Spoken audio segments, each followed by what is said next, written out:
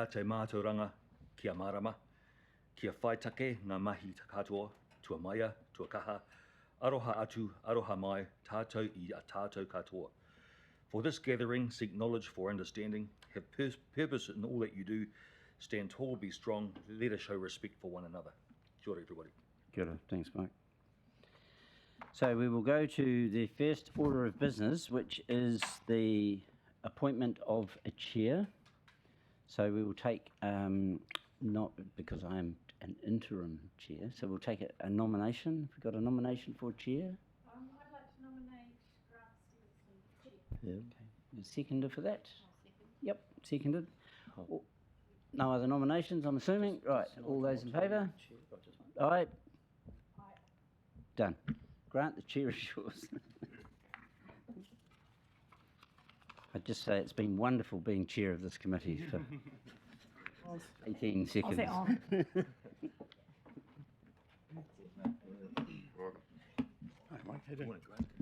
Do you need your nameplate, Nigel, or are you going to leave it there? Yeah. Or I might. Well, welcome everybody. Councillor Rob, you haven't met everybody, have you? Yes. Oh, so I'm Grant Stevenson, and next year's Jennifer Turnbull.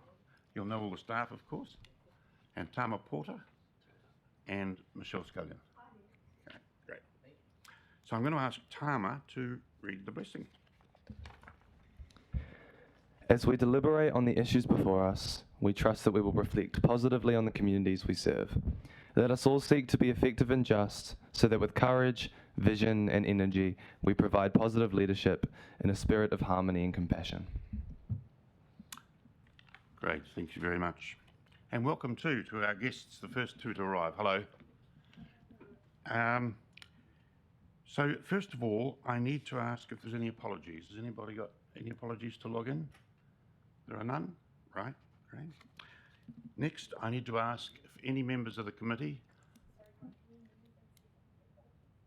Of course, I'm sorry. There are no apologies. So shall I move that no apologies be accepted? Thank you. Thanks, Steffi.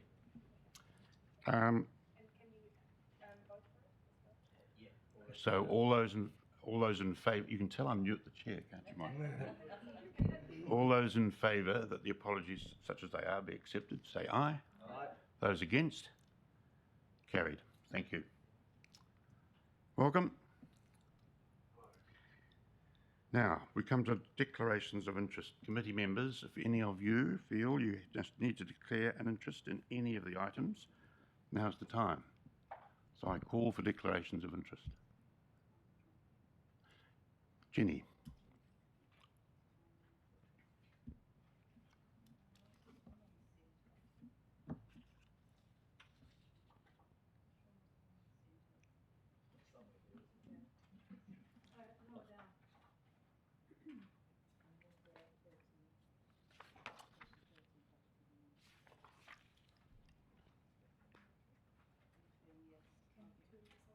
Want to do it? Okay, so I just turn that on? Yeah, it's on. It's Yeah, on? that's good. Okay.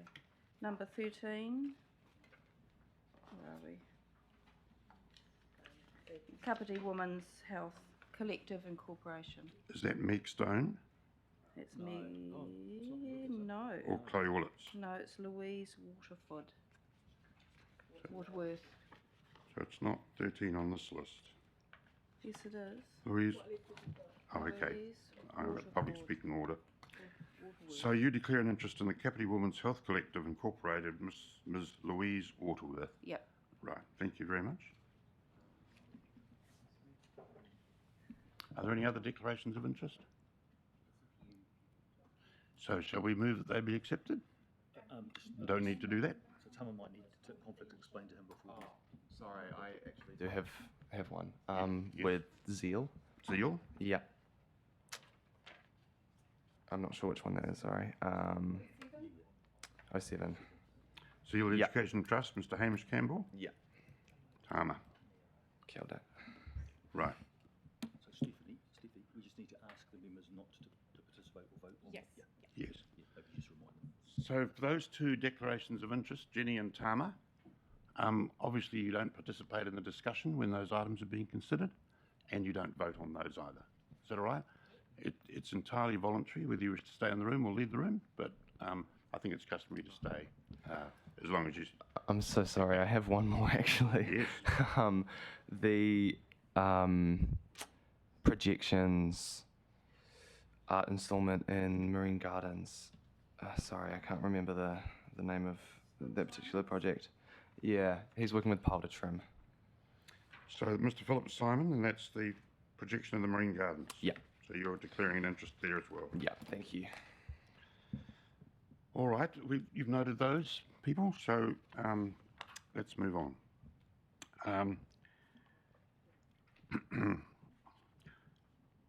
I just need to ask, as an agenda item, if any members have any leave of absence. I note there are none, and no matters of an urgent nature. I note there are none. So we come to the presentations given by the applicants. So Ms. Sarah Burren, are you here? She's online, right. And she's ready? So can we put Sarah up?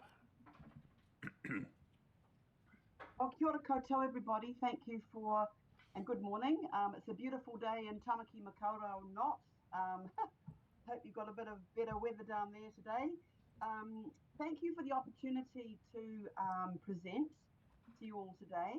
Wonderland Glow Show is a giant scale glow-in-the-dark puppet show that we would love to bring to Te Rakura Kaikapiti in the school holidays this year. We are presenting the show to babies to 7-year-olds, so it's very much a target market. The show is giant scale puppetry that glows under ultraviolet light. So it's very magical for children, and the narrative is all about reading being a superpower. So we're really trying to incorporate working with libraries through the country and also give out bookmarks to children when they leave the show. The show will be staged at 10 a.m. And 11:30. There's 18 of us that make the work, but 8 on the road.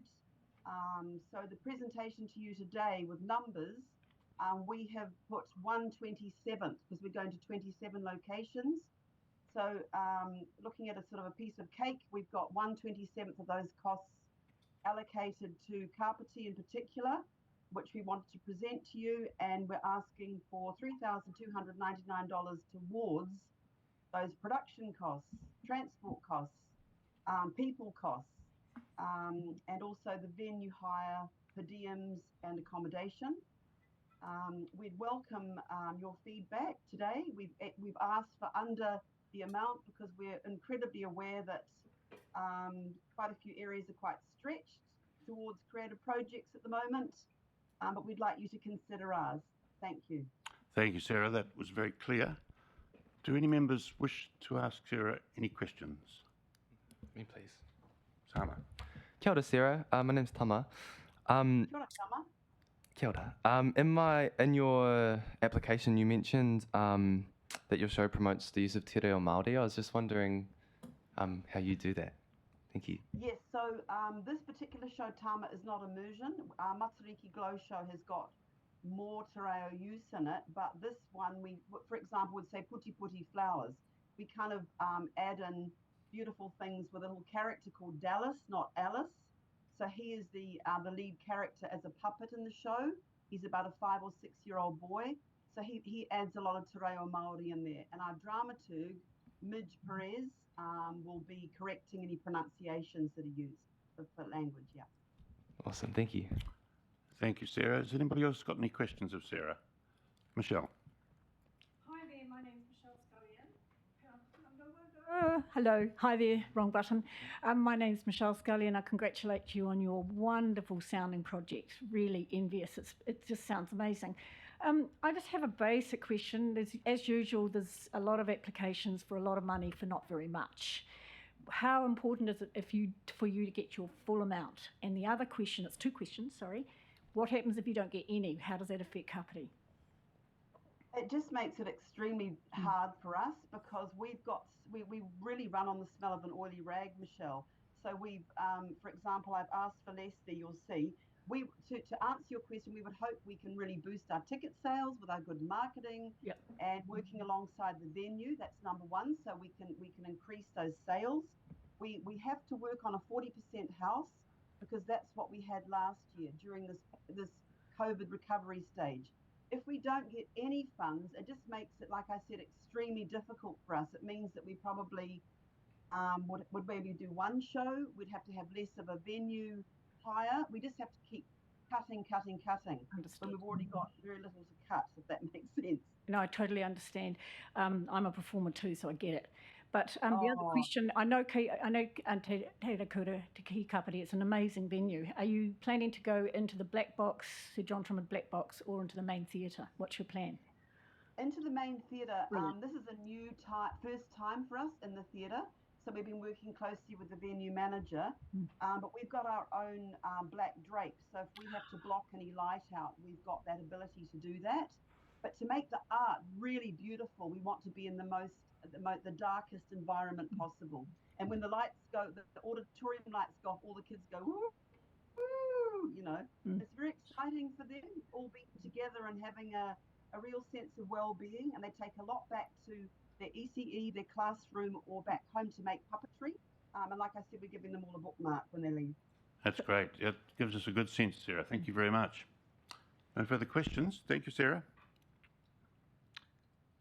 Oh, thank you so much, everybody. Ngā mihi nui. Have a good day. Okay. So now what I meant to say, of course, was we're basically allocating 3 minutes per person. We've got a lot to get through.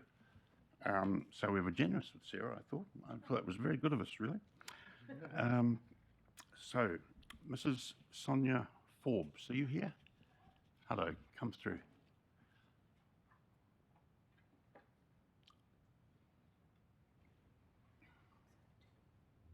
So you speak to the microphone, there's a little button there, it should be red, and then you're away. Where you go. Thank you very much. Well, kia ora koutou, ko Sonia toku ingoa. My name is Sonia, and under Sonia Kossi Creative, which is my personal creative brand, I have a vision to run a kaupapa called Poetry on the Coast. Poetry on the Coast would be a once a month event, running hopefully for at least the next year. And it would be a space where poets and writers from across Kapiti can come and read their poetry in an environment that's inclusive and encouraging and welcoming to all. My key focus here is to make a platform that's accessible for people to share their work, because Kapiti is full of creatives, as you all know, and poets and writers make up a big part of that. I left my full-time employment to pursue creativity, and I noticed that I had to drive all the way into Wellington Central to have anywhere to present my poetry, because there was nothing running here. So I thought, we need to do something about this. Kapiti locals need a place to come and share their work. So once a month, I'd love to run. I've already spoke with Raumati Social Club, which is a very beautiful venue for live gigs, awesome atmosphere, and they would be happy to host us once a month for this event. And it just means that people of all levels, amateurs right through to well-seasoned published authors, can get together, network, we can grow, we can develop as writers and creatives. And it just gives an open, accessible platform for people to engage in this art form. What I've found is that through poetry, people say things that they cannot say in any other way. It allows a creative voice that in other contexts may not be heard. So it really brings freedom, and it brings connection in our humanity. So that's what I'm seeking to do, and I would love your financial support from this scheme to make it happen. Thank you. Thank you, that's very clear. My quick question would be, you don't charge the poets to participate and you don't charge the audience to participate, is that right? So for poets to participate, at the moment it would have to run on a koha entry. Yep. People would have to pay to come into the event to then cover the cost of having a feature poet. So I'd love to have the open mic aspect, but to also have a feature poet, someone who is published, who has seasoned experience to share their work. To bring someone like that in, I need to pay them. And so what I would love for this funding to do is to make it a free event, which means that all the public can come to it, budding artists, young to old. Money doesn't have to be a barrier for them to attend, but the feature poet still gets honoured for the work that they're presenting. And there's time for the poets, presumably, to meet with and chat to the featured poet. Is there some kind of interchange there? Absolutely. learning? My idea is to have an intermission in the middle. So we have open mic. We might have up to 10 people on an open mic slot, anyone. Have an intermission, fill our glasses, have a drink, have some networking, ask those questions, and then to have the performance poet. Yeah. Okay, thank you very much. Questions for Sonia? Anybody? Michelle? I will, just following on what you're saying, Grant. Yep. I have performed at Raumati Social Club as a musician in the past, and I've worked with others who have performed as a guest. Raumati Social Club over the years have sometimes put some money in the pot for the event. Have you discussed that with them? They haven't been able to give money towards it at present, but that could be a future discussion to have with them. Yeah. Thank you. Okay. Any further questions? All right, thank you very much for coming in. Okay, ngā mihi, thank you very much. Shona Jonas, are you here, Shona?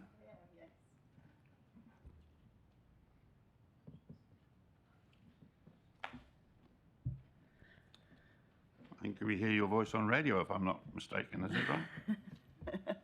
That's right, yes. Ko Shona Jonas ho, kei paikakariki aha e noho ana.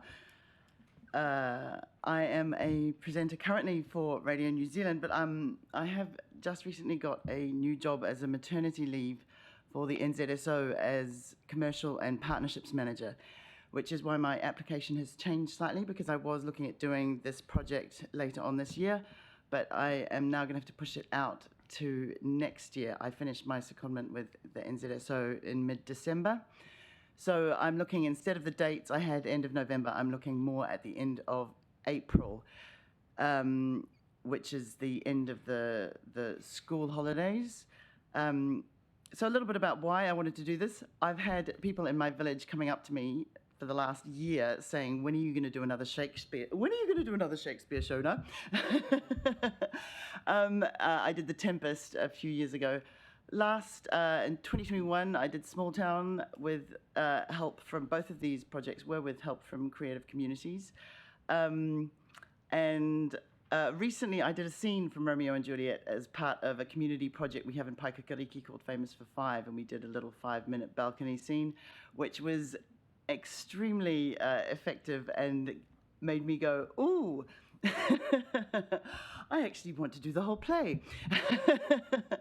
I've been looking at Campbell Park for a while because it's such a phenomenal venue for a piece of theatre. So I've got this idea of the slide being the balcony, the skate park being the scene for the fights and the gang action, and using the whole of the running down into the park for when they're travelling, and actually getting the audience to do a little bit of travelling with us.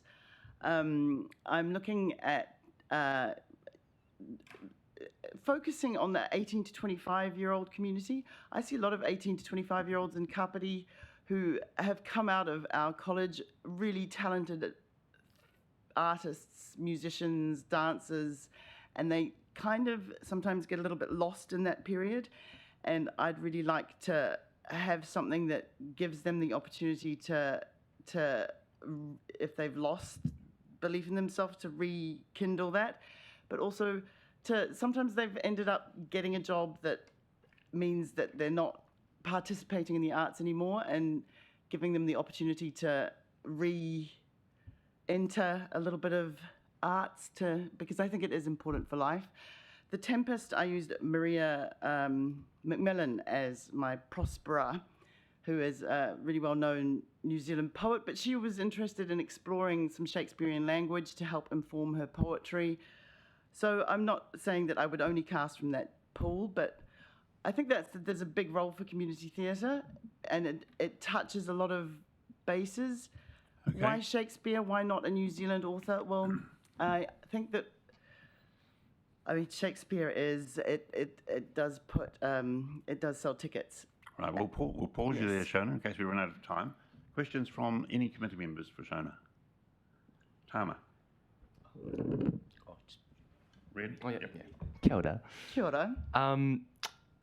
I was just thinking about like Shakespeare in our current kind of society and climate and the discussions that have been happening around it, and I just wanted to give you the opportunity to talk to why do you think that Shakespeare is important today for our community?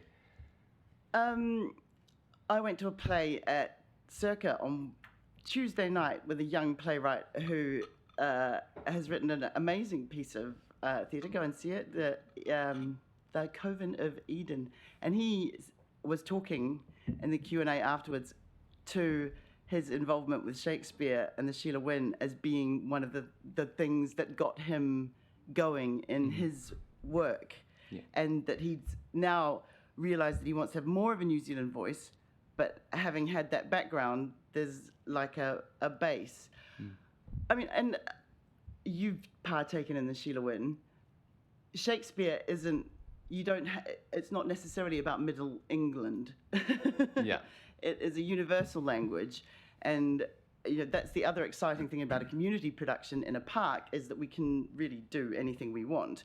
And if we want to reference that into contemporary New Zealand life, we can. And you look at the story of Romeo and Juliet, unfortunately that tragedy is still happening. Even though we've been told that story for the last 600 years or 2,000 years, whichever version you're looking at. Okay. It's Nigel, you had a question? Thank you. Quick question. I think the project's brilliant, by the way. But next, so pushing it out, I'm just wondering if how urgent the funding becomes for this year, and would it affect you if the funding came next year, or would that likely? Well, next year would be too late. Right. Because I'm planning to do it at the end of April. If you're thinking about the next round, which is in August, for me, this is actually the base minimum that we could do this production for. And if I didn't get any funding from here, I wouldn't pursue it at all, because it wouldn't be feasible. If I get this funding, what I would be looking to do is to get additional funding in order to make it better and bigger. And like, I had also in the back of my mind this idea that it could also turn into a light show in Campbell Park after the production's finished. That is a little, you know, people could stay on and have a look at the lights. Just on the venue, and I'm assuming that the change to April, was it? Is that right? Yes. April is within our time period? It's okay in respect? Yep, okay. Because I noted in your application that you are booking the local hall as a wet weather option. Yep, the Memorial Hall. And you anticipated 225 audience, is that right? Yes. And, sorry for my not knowing, the hall takes that many? Well, for a start, if it was wet weather, you wouldn't get as many people. So that would be already a restriction. Yeah. I think the hall does take that many people. Yeah. And And do you have to carry the cost of the hall? yes, because of that's part of the Yeah. proposal. Okay. And the thing is that we need the hall anyway as a green room and Right. as a place for the actors to work be getting from. ready with. And I toured Shakespeare in Europe for a year, and I know that there were times when we arrived, and especially in the castle part of our tour, and we couldn't perform outside, and everyone was very disappointed. But we would go inside, and we would still create magic, because the magic is there. It just, what happens when you move inside is that the actors have to bring the outside in with them and make it happen. So it's not the ideal thing, but I think it's worth moving something inside, especially when you've got that facility. And that's what's great about Campbell Park Memorial Hall, is that it's right next door to each other. So it's not like we're moving the production to a different place. You've explained that without the funding you can't proceed. Mm-hmm. Does that mean the whole of the fund you've applied for? Or could you proceed if you... Our difficulty is we're grossly oversubscribed, as you can imagine. Yeah. I think I would need at least this as a seed funding in order to secure the rest. Okay. And to get things going. Mm-hmm. It wouldn't be worth my time, and it wouldn't be worth the people's time to be involved in something that was underfunded. Right. Any other questions? Thanks, Shona. Shona, is it just the one performance, and do you have a standby one if you... So I think there are 3 performances, Friday, Saturday, Sunday, and then there is the possibility of putting in a matinee if that worked, but I think 3 performances for a community production over a weekend is quite sufficient for a community production. Oh, that's great. Thanks, Shona. Mike tells me the hall takes 270. There we go. So there you go. Presumably with room to actually play to them. All right, thank you very much. Great, thank you. Candle making classes. The Social Scent Company. Yes, hello. With Megan Northcote. Is Megan here? Yes. Oh, she's online. Okay. Can you hear us, Megan? I can. Can you hear me? We can hear you. Fantastic. Unfortunately, it doesn't look like you can see me though. You're a little bit fuzzy. Are you close enough to your mic? How's that? Is that any better? Yep. Okay. Yeah, I'm not sure why my video isn't working because it's showing is working. But anyway, yes. Hello. Thank you for hearing my submission. So I am one of 3 friends who founded the Social Scent Company last year, and we have been running candle making workshops in the school holidays for primary school aged children, and they have been really popular, which has been fantastic. And so when I saw this opportunity, I thought, why not expand and offer these classes to young, specifically Māori and Pasifika rangatahi in the Kapiti community, who may not be able to afford to attend one of our classes. We ran a class down in Porirua just before Christmas at the Porirua Women's Centre, and it was hugely successful, very well subscribed, and it was a very positive experience for the women who, when they first arrived, a lot of them thought there's no way we're going to be able to make a candle, but they completely surprised themselves by having the right equipment at their fingertips. They were able to make some beautiful candles, which all of them were going to give to family for Christmas presents. Megan, in your application, sorry to cut you short there, but we are pressed for time, so I don't mean to be rude. You say you'd reach 40 participants, and you're asking for 2280. What causes the constraint on 40? Could you take more? Is it a venue cost? Is it the materials? What puts the cap at 40? So the cap is really around having, so the idea is that we have 10 at each workshop. We could have more, but it depends a lot on venue size and on, material costs are roughly $20 per head. So we could potentially run more, but with, it would, I ran in the recent April school holidays, I ran 2 children's classes in the Scout Hall in Paikakariki, and I had 10 at one in the morning and 11 in the afternoon. And But yeah, we could potentially take more, yes, Okay. to answer your question. Can I ask if anybody has any questions? Michelle?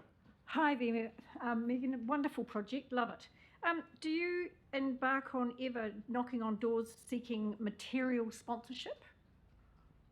I don't know if your candle making can actually go and say, approach businesses who provide the materials. Is that something to help with your costs that you could do?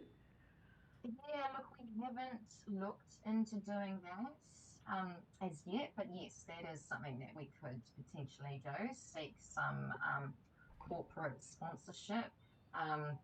When we ran the class at the Porirua Women's Centre, we basically donated our time and materials.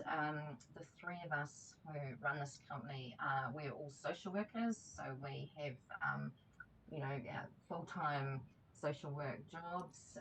So this is a very much a weekend holiday activity for us.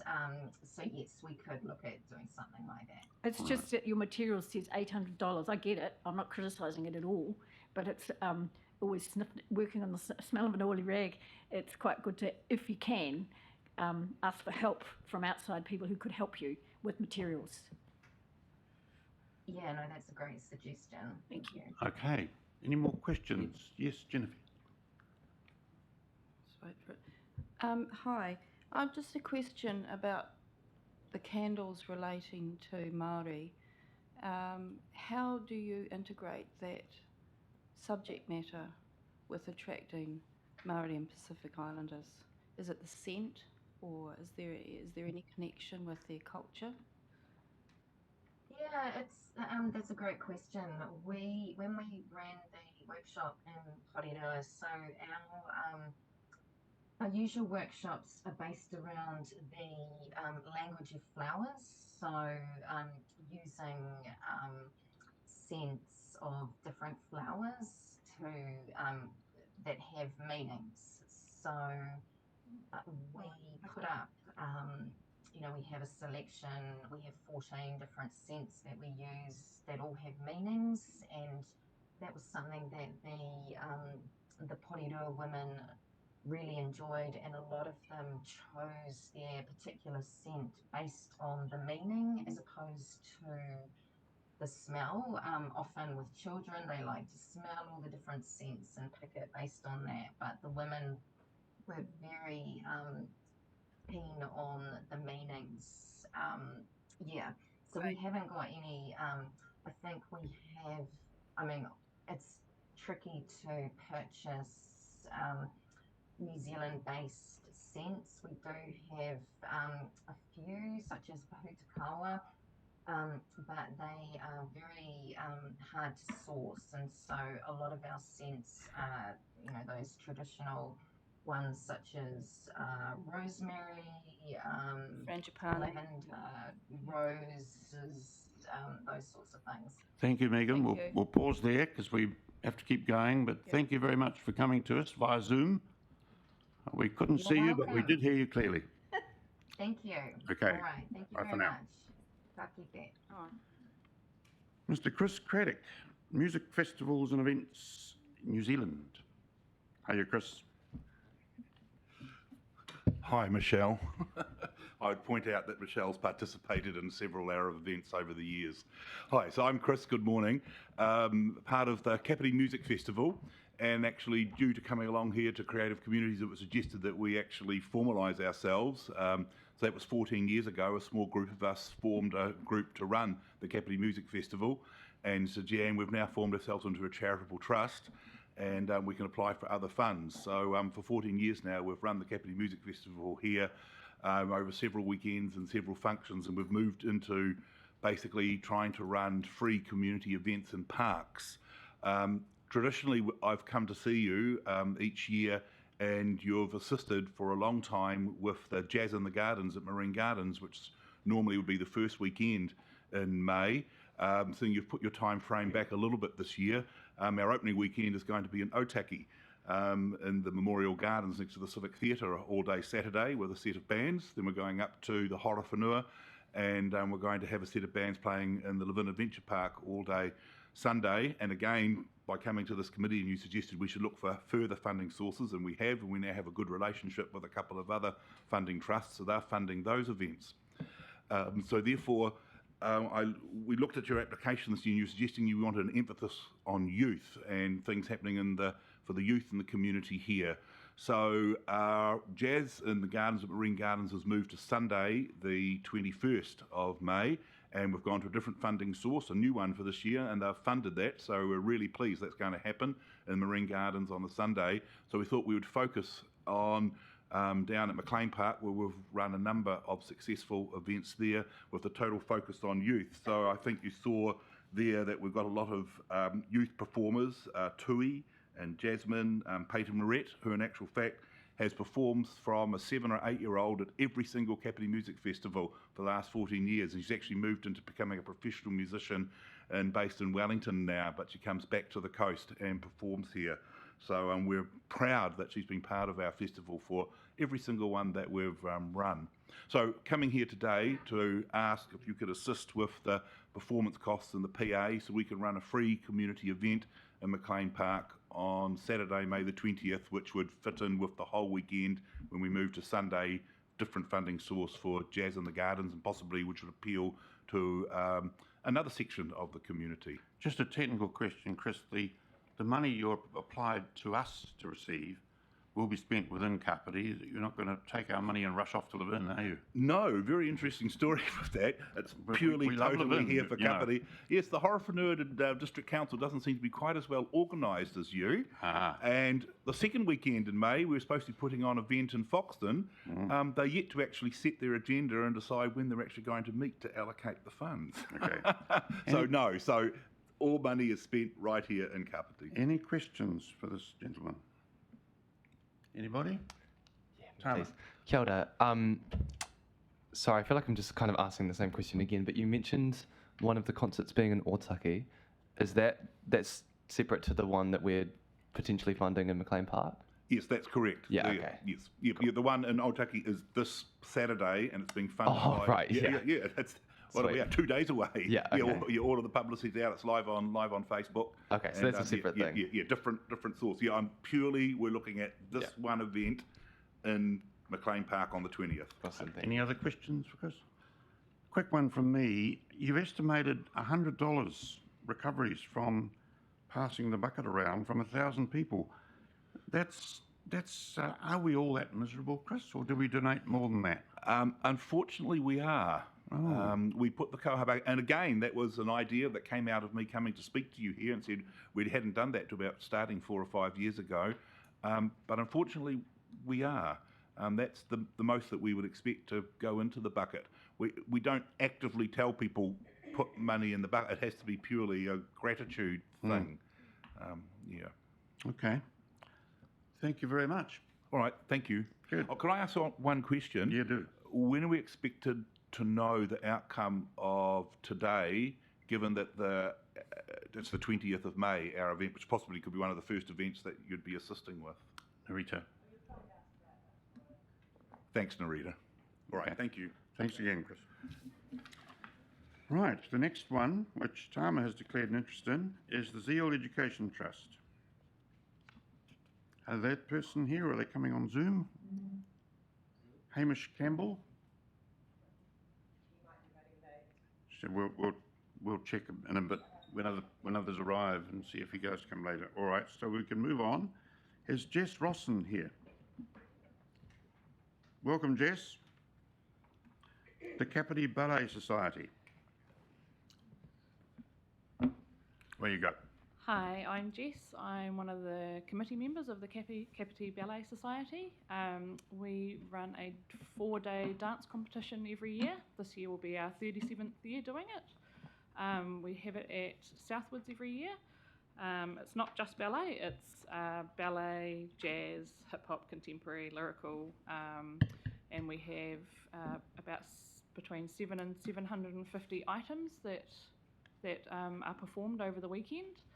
And we have people coming from all over the Wellington region especially, and then sometimes from out of the region as well. It's for youth aged 18 and under, and we also have troops that perform, so that generally brings in lots of people that come and watch that from around Kapiti, and yeah. How long have you been going? How many years? So this is our 37th year doing the competition. 37th? Yes. Right. Yeah. You wouldn't have been born before it started. Oh yes, I would. We ask everybody that question. Has anybody got any serious questions for Jess? Yep, one. Nigel. Thanks, Jess. Yeah, a fantastic work that you guys are doing.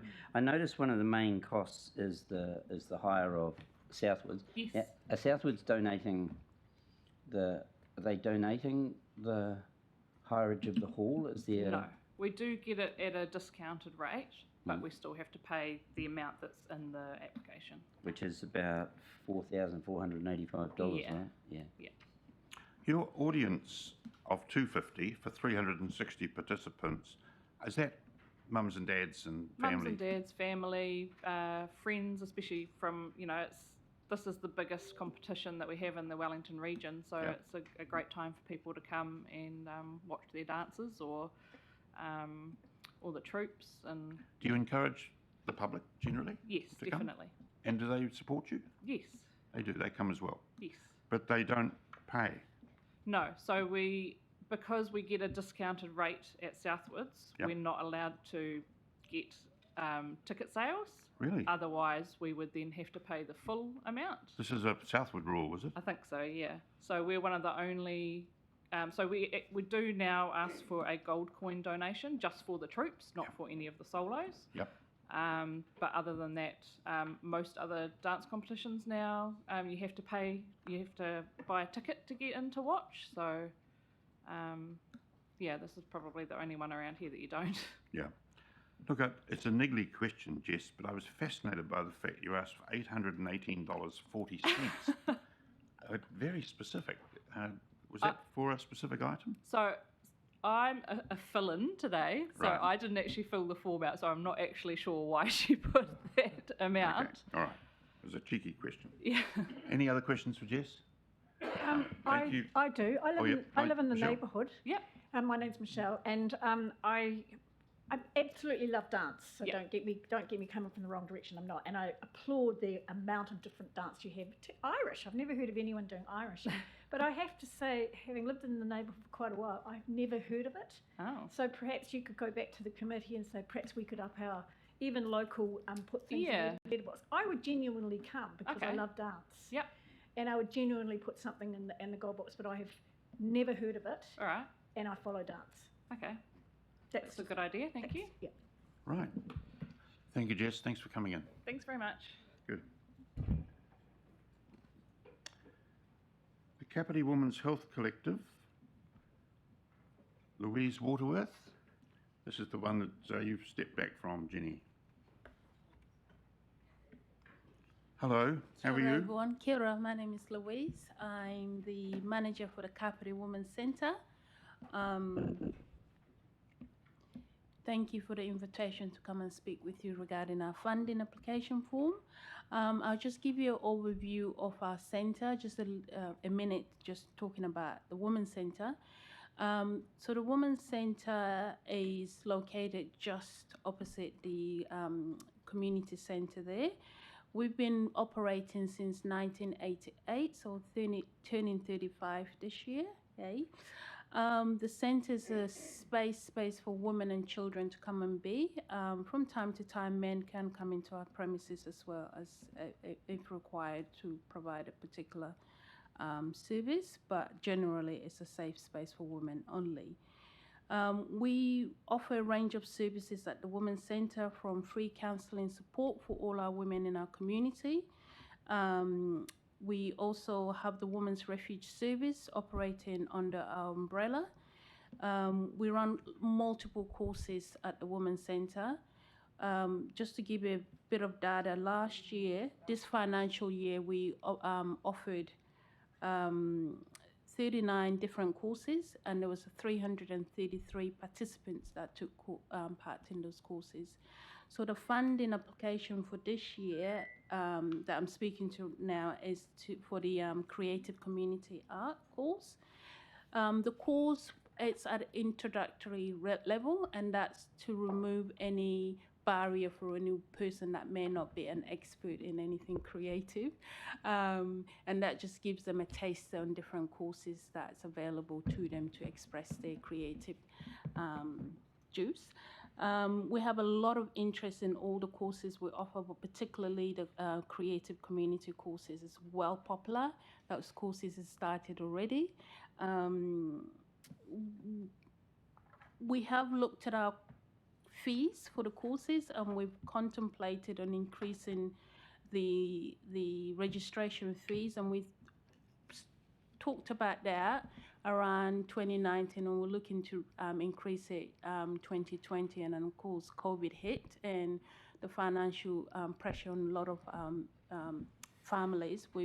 We've kept the fee at $15, but the material course has gone up by $5, so it's gone up to $20, and that just to acknowledge that the tutor's fee's gone up slightly, but we're trying our best to keep the fee as low as possible for all women to be able to experience the courses on offer.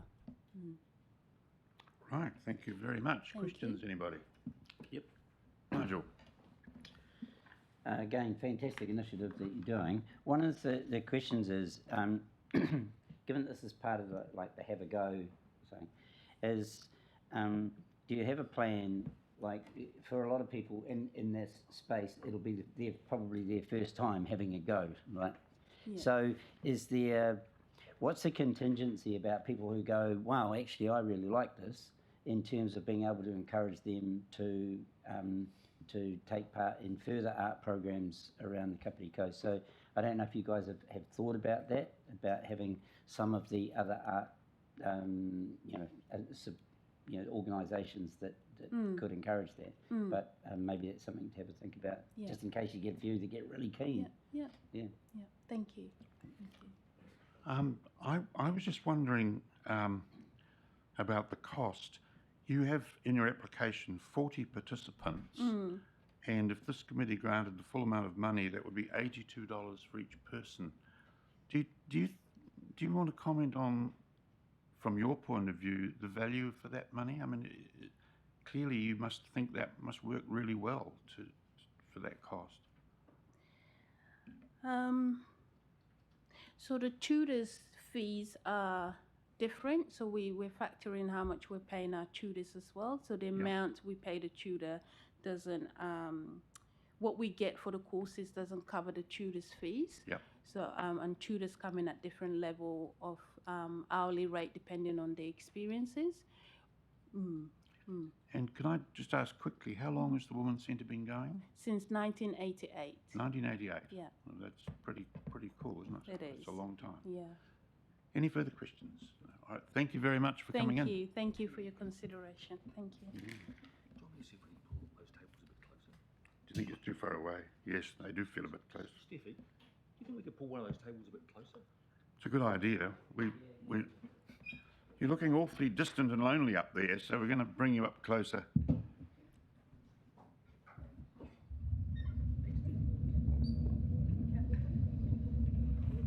Good idea, Mike.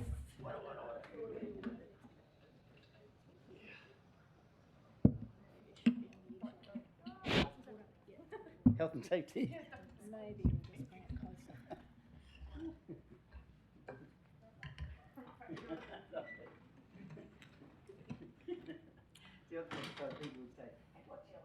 Tony Fuel, are you here, Tony? Come on up.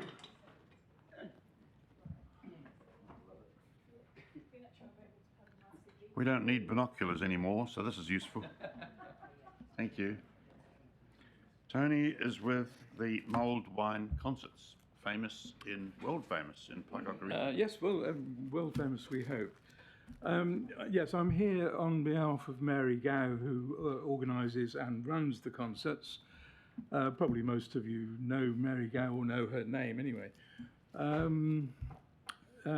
just to say that I'm Mary Gow's husband. I participated in the concerts largely by moving chairs around and telling people where the toilets are and things like that.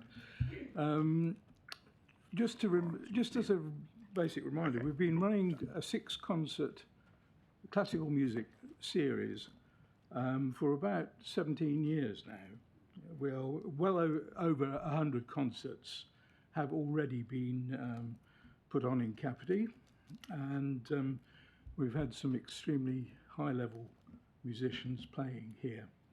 And I invite you to think, just for a moment, the level of dedication, hard work, effort, personal contacts, and things that have gone into running 100 concerts for the benefit of Kapiti residents over that time. Due to the, I'll go on and say, for this year, due to the structure of the application process, we have to apply for specific things. So we have structured this application around the 2 forthcoming concerts. One is the Roger Fox jazz concert later on this month, and the next one is Nikolai Saratovsky, who's a concert pianist, to give a concert recital. And we also tend to structure our applications by asking for money for things that will provide a paper trail, allowing us to do proper reporting and accounting to you people for that. Things like advertising, hall hire and so on, so that a paper trail is generated for the services that they provide. Really, I haven't got much more to say than that. Please, any questions? What's the cap? Is it the size of the hall? What holds your audience size to what it is? Classical music is I won't say, it's a fairly minority interest.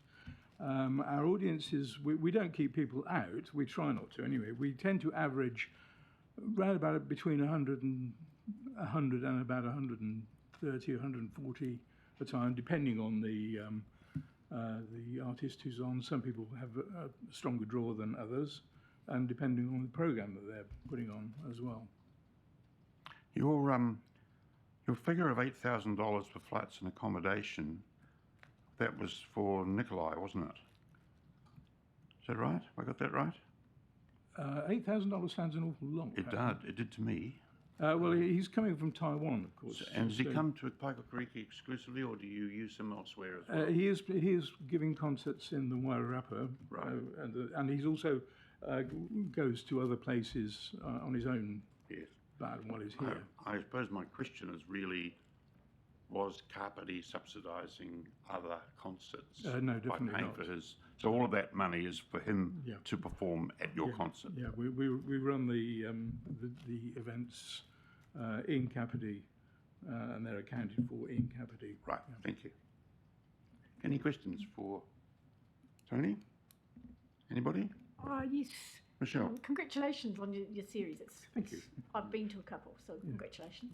I do have a bit of a budget question as well. Yep. I kind of understand those figures, but I don't quite understand what the 2,500 you're requesting is to be used for this particular two concerts. Well, like I say, we use it for the purposes of advertising and promotion of the concerts. Right. We spend a lot of money on that, and on hall hire basically, and at least for Saratovsky, there's a contribution for the piano and things like that. Yes, Tony, I didn't want to put you crook there. I just checked. You did put down $8,000 for accommodation and flights for Mr. Saratovsky. Ah, yeah. Okay. Sorry. Okay. Yeah. It did sound a lot, so I'm glad I didn't It get that probably wrong. will be a lot, actually. Any other questions for Tony? I've been to a couple too. I understand what you do. I think they're amazing. And I suppose, being a classical music lover, I'm disappointed, like you, that the numbers aren't higher. Yeah, it's a minority interest, I'm afraid. And, all right. Our audience is We have tend to be on the high side of 50, most of them. Yeah. And but that's the way it is, I'm afraid. Yeah, right. You see the same thing in the NZSO as well. Thank you, Tony. Thank you. Good.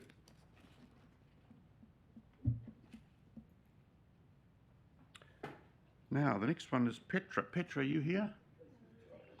I'm just trying to get my head around your surname. Is it Aragega? Araga. Yeah. Petra Araga from Kapiti Youth Support. Yes.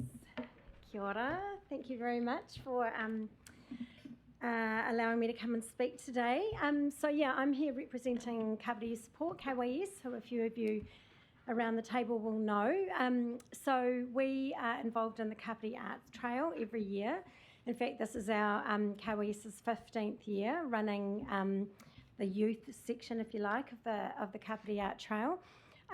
This is an initiative that KYS has taken on itself because we really want to encourage our tauohi to be involved in the arts. We know that a lot of them are presenting with mental health issues, anxiety, and the arts in all its forms has a really therapeutic thing for them in terms of, you know, being involved and being able to express themselves. The art trail itself is an opportunity that young people wouldn't either get in Kapiti, and it has a slight sort of not prestige to it, but it gives them something to work towards, something to be excited about, an opportunity for them to display their art and show their creativity to the public in a way that they just don't have that opportunity outside of the art trail to do that. So there's quite a big cost to KYS to actually put this on. We change our clinic rooms into we take all the furniture out and we try and make it look as kind of gallery-like as we can. We display all the art, we curate the art and we display it all beautifully. We really want to honour the time and the effort that our tauohi have put into getting their artwork together. So there's also a huge amount of admin time that's taken into it. We take the role really seriously. We record, we get all the young people to put registration forms in. Then we get them to name all their artwork.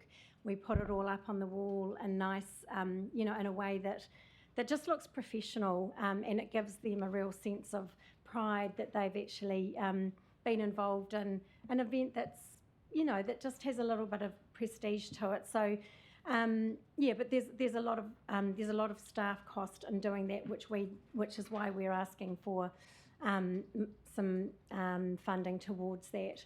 We also, in the last few years, have been asking for some money to help young people who don't have the means to buy canvases, paints, the materials that they may need, and that is managed really carefully through our youth coaches who work with the young people. So all the money's recorded and it's given specifically for this particular project. So Great. Thank you. Yeah. Questions for Petra? Anybody? Jenny?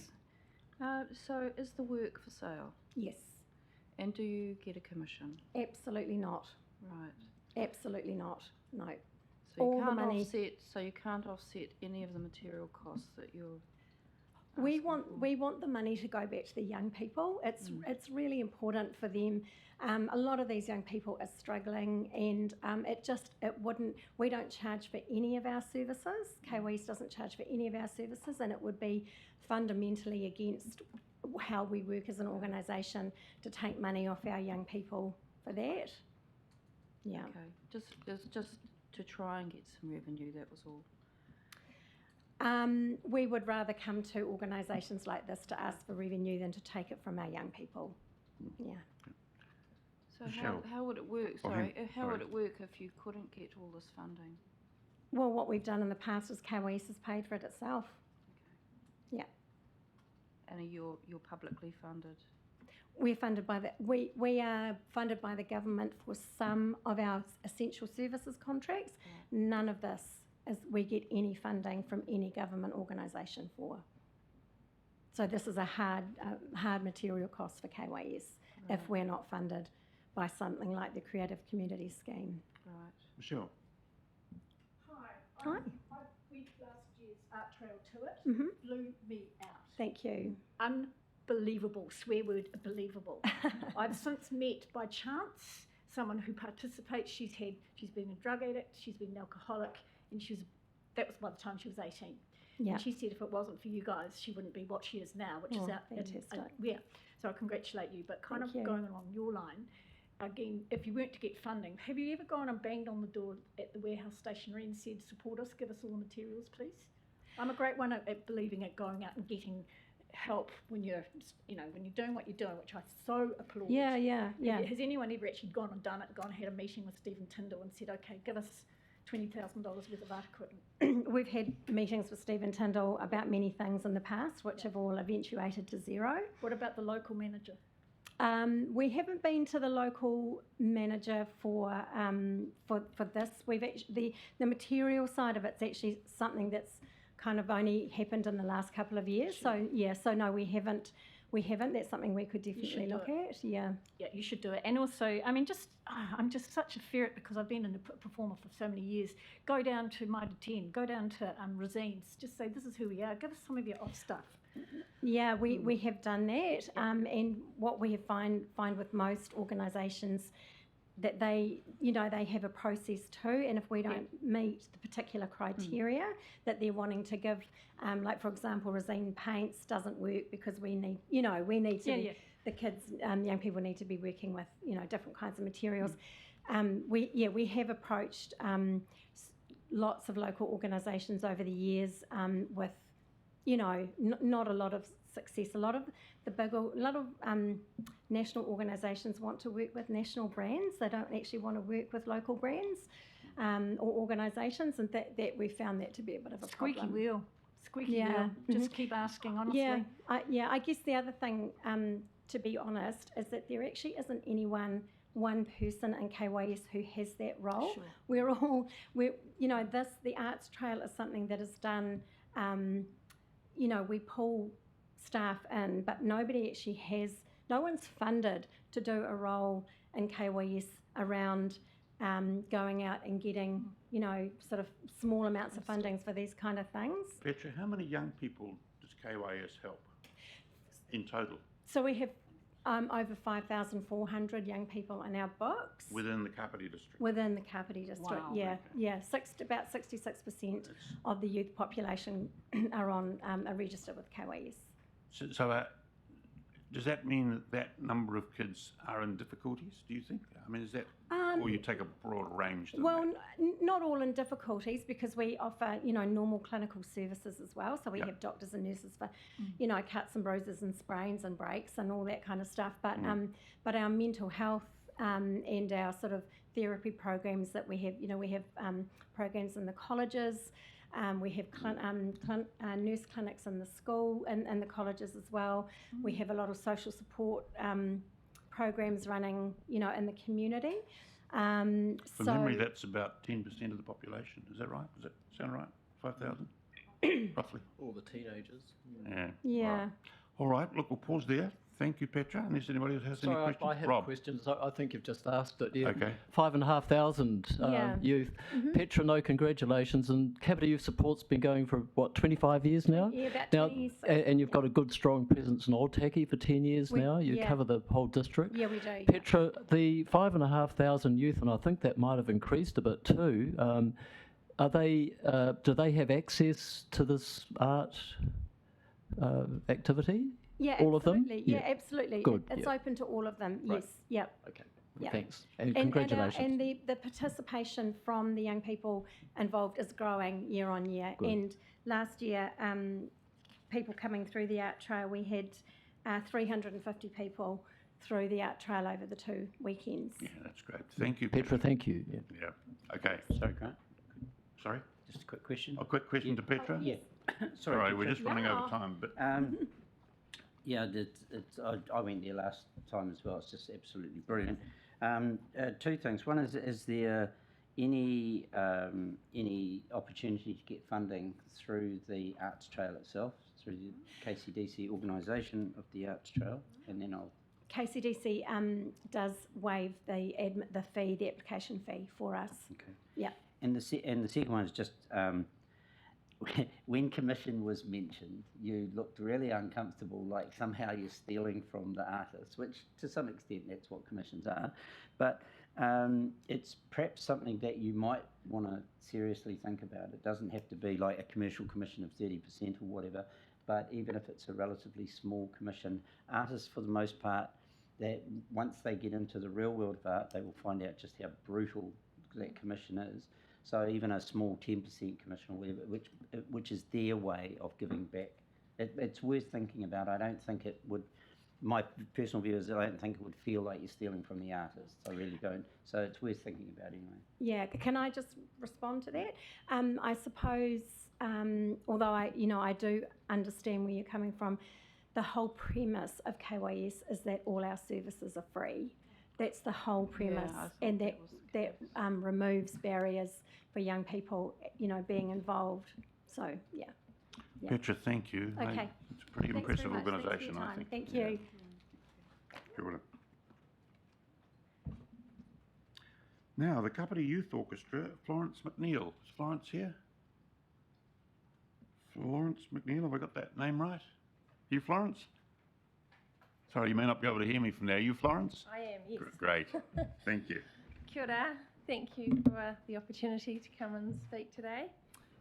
Yes, Florence McNeil from the Kapiti Youth Orchestra. So I'm the chairperson, former manager, and Amanda Kemp, our current manager, has written the application. So for those of you who are not familiar with the Kapiti Youth Orchestra, it's quite a unique organisation. We cater for children right across the district, and I don't think there'd be a school that hasn't had students in our orchestra anywhere, from primary through to college, and in all parts of the district. So we really are quite unique, I suppose, in the way that we have the full age range, right from primary through to probably the older end of primary anyway. So we practice every Monday evening, and we have a camp during the year. We also have the kind of star event for our children where they put it all together as the end of year concert. And so for these kids, that kind of personal development and the confidence that they gain through the experience of being in the orchestra is pretty incredible, and it has a real huge impact on their kind of their personal development. We get really shy kids, we get creative kids in there. We're often the first point of contact or first community that new immigrants join through their music. We've had families that have very little English, or haven't found another niche that they slot into. And we attract families that want their kids to experience the therapeutic side of music, right through to those children who want to go on and study music and go on professionally. And so it's also perhaps a important organisation for children who might not be sporty or have another community organisation that really caters for their interests and creative pursuits. So the concert is a really important part of our year, but it's really the culmination of a much bigger program that goes right through the year. So I think that's my pitch, and and the detail should be in the application. Yes, and does anybody have any questions of Florence on this application? Yeah. Nigel? I just had it's an observation, I guess, that thanks for that, Flo, by the way. That's brilliant work. That Kapiti College are charging for their hall hire. Yes, so we have every Monday we rehearse in there, and then sometimes we're on the weekends and stuff. So we don't go into the Kapiti Performing Arts Centre because it's too expensive for us. Yeah, so we actually use their main hall, but actually mostly their staff room. Yeah. It's worth noting actually that again that the expense of these public halls being a barrier to organisations being able to use them etc. Anyway, so it's another argument for another day. But yeah, brilliant. Well, honestly, we've had trouble finding a place that will accommodate us, and that's the cheapest we could find by a long way. So you use St Peter's? Pardon? Is that, have I got that right? St Oh, Peter's that's Hall? where the concert will be, in Yeah. Whakakariki. Yeah. And can I ask why you chose that hall particularly? Was it just the Yeah. low cost? It's a range of different reasons. We've tried lots of. We've been at Southwoods. We've been in Te Raukura. We've been. We've done concerts. What's the one across the road from college? Kapiti Uniting Parish. We've done Otaki, and so we do move around. We actually try to get to different parts of the district, so we're not kind of always central. Right. And that's where we're doing it this year. It's a really good. Acoustically, it's just great for us. It does a nice concert, and it's got a kitchen and all that kind of thing. So, yeah. Cool. Any other questions for Florence? Thank you for coming in. Thank you very much. Can I just say the Kapiti Youth Centre that just presented, they're awesome, and my kids have benefited from them too. So, plug for them. Yeah. Shall we give your money to them? Is that what No, please. Just and, you know, that and plus thing. Yeah. Thank you. Great. Now, Miss Chloe Willits. Are you here, Chloe? Welcome. Hello. Right, off you go. Children's Creative Writing Workshop. Yes. So hi, I'm Chloe Willits. I grew up in Kapiti, so I went to Kina School and Paraparaumu College. I worked at the Kapiti News as my first journalism job for 5 years, and then I moved to Auckland to work for the magazines, which was a dream. Came back, now I freelance, and I've written 2 children's books about emotions and resilience with tools for emotional regulation weaved through. One's about loss and grief, which was about a local woman who passed away from cancer. I'm sure you might have seen the story, so I won't go into that. But so I'm really passionate about children and their mental health, storytelling and the power of that, and being creative. So I was the kind of child that always knew I wanted to be a writer when I was little. I don't remember ever having an opportunity of going to a creative writing workshop when I was younger, or having someone tell me that I could do it. I did have people say you probably couldn't have a writing career, especially as a kids author, and so it's really important for me to be able to let kids know that it is an opportunity. So I've written some notes. So my goal is to run a creative and life writing workshop, a 10-week workshop for an hour each week with 10 students aged 8 to 12. I'll be teaching creative writing techniques and styles, including poetry, use of metaphors and similes, life writing, interviewing skills, and short story writing. Students will be able to contact me via email anytime for questions and writing feedback. Excuse me, I've got, my throat's a little bit croaky from being sick. At the end of the workshop, students will have completed a final piece of writing about their favourite landmark or place in Kapiti that will be showcased and celebrated at a local exhibition, which I can just imagine would be amazing. That opportunity for up-and-coming writers would be, I would have loved that when I was little, to be able to celebrate and share their writing with people in their community. And the people that we would invite is council, the local newspapers, because I would be able to get a story in the local paper as well, to promote the exhibition, to thank creative communities for being involved and get the kids talking and just give them that publicity and the eyes and the excitement of being able to do that.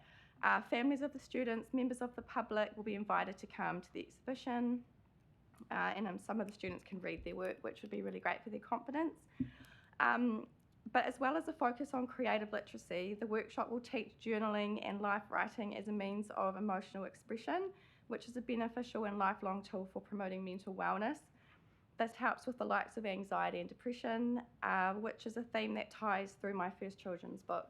And I know from personal experience, life writing and writing is a massive tool for resilience throughout your whole life. And that's really, really important to me. I'm really passionate about that. So the workshop would take place at the library meeting room, which I've already booked, and hope that it will go ahead. And ideally the exhibition will run in the library exhibition space, so a lot of people can get eyes on these children's writing. However, if it's booked, I can do it at a local cafe because I've got lots of connections of cafe owner friends, or Big Mac's Lab exhibition space. As a journalist and 2x children's book author of books about resilience and emotions, I'm a huge believer in the power of writing and storytelling for impacting communities. I also have over a decade's professional writing experience as a newspaper and magazine journalist and have worked with a wide range of people, therefore I have a lot to teach. Is that the end? Yeah. That's great. It felt like a job interview. I thought it was. This is my first time doing this as well, so. Right. Well, questions for this particular project? Anybody got any questions? Yeah, I do. Nigel? Yeah, Chloe, that's, your Dizzy Waggle books are absolutely brilliant. Thank you. And the encouraging of young kids to write in a sort of a formal way, I think, is absolutely superb. I am a little distressed that it's going to cost $392 to hire a library meeting room. That should be looked at. Is there any prospect of sponsorship at all? For you? Or is this is the first time, right? This is the first time I've done this. So my initial reaction was to get backing from council. I thought that would be a really, I don't know, I thought it would be a great thing for the council to support and to be able to say Creative Communities has helped to fund this, because that would drop the cost for parents as well, because it's hard at the moment financially for families. And I did put a post on Facebook asking last year what people would think if their children would want to do it, and I had over 100 engagement from 100 people saying yes, we really, really want this, and And just so that question, because I think whatever number you take, you will probably be oversubscribed. I think there'll be heaps of people wanting to do this and wanting to encourage their kids to do it, particularly in the Kapiti. I kind of wanted to keep the group smaller so it can be more personal. So are you're going to constrain it to X number of people? 10. 10. And then if it does well, I would love to do more, but to create that relationship with the students as well, so they have like a safe space that's fun, but they feel like that they're safe and looked after. Any other questions? No, brilliant. Michelle. Is it meant? Oh, hello. There we are. Congratulations. I think it's a brilliant idea. I've been writing since I was 5. I'm not professional like you, but I would so love to have had the opportunity. So good luck. Thank you. I just got confused. 10 days hire at $49 a day. Your budget said $392. Is that just a straight out typo, or do I? That would be. I'm great at. I'm good at maths. Writing. I'm terrible at maths, so that would be me. Sorry, but I think the. Unless it was on the invoice. I got an invoice, and so from council, so it might have been. Oh, maybe that's ex-GST or something. But Maybe. Good luck. Thank you. Yeah, just it's amazing. How do you choose the children? How do you pick the winners? Well, I'm not going to pick them. I'm going to put a post on. I was thinking that's the hard thing. There's so many kids, but on the community post page and just say, and I guess it's in first served, unless I can keep doing it. Okay. Yeah. Right. Any other questions? If you couldn't get all your funding, what would you trim? What would I trim? I would have to charge extra, but I don't really want to be able to do that. I mean, I could trim the journaling, but them creating the journal, but that's a nice way of introducing each other and kind of like making them feel safe in the first session before we start getting into the open writing and stuff. And have you looked at other venues? No, I haven't. Right, that might be an option to try and help you find somewhere free to work. Oh, that would be amazing. Just a tiny question. If it works well, how would you grow it? Are you always constrained to 10, or is the ceiling higher than that? No, that's definitely higher than that. I freelance too, so I have all the time in the world if I want to put more time into it. So you do more of them? Yeah. Yeah, okay. Yeah. All right. Question, Michelle, where you go? Red. Third time lucky. People are going to get sick of me saying this, but I say it every time. You're new. Right now is the time to go knocking on Paper Plus, the warehouse, vary it around and say, look, I'm doing this. Go down to the beach shop, go up to there and say, look, I've got this. I need 20 journals. Can you give me 2? And, you know what I mean? And just get anything free that helps you grow what you're trying to do. Okay. And I mean, I journal, sorry, I get it. And I've got 5 diaries going at the moment. That's how a nerd I am when it comes to words. It helps, eh? It sure does. There's no doubt about it. But just never be afraid to knock on someone's door and say, even if you've got something damaged, it's just, I'm starting up and I want to arrive. This is the materials I want. Can you help? Okay. And you'll be amazed how people say, sure, I can give you one. Go to the warehouse, go to Countdown, go to New World, you know, just go to the stationery and say, will you sponsor me with 2 books? Okay, thank you. Yeah. All right. Thank you. Any Thank other you for not questions? bombing me with What about the Kapiti youth support? Approaching them for a venue. I don't think their age bracket's quite. I think the kids that I want to do it with are a little bit younger. Yeah. Okay. I mean, I could. Primary when I worked at schools. the paper, I did like a little voluntary creative writing course with a couple of them that were that were a little bit off the rails. But I was a young journalist then, so I didn't have as much experience. But yeah, so I've always So wanted to do it. primary level? No, they were at college. Okay. Yeah. Any other questions? Schools. Thank you for coming in. Thank you. See ya. Meg Stone. Meg, are you here? Meg? I'm here. Can you hear me? Ah, there she is. Well, we can. Loud and clear. Oh, great. Just take them off. So away you go, Meg.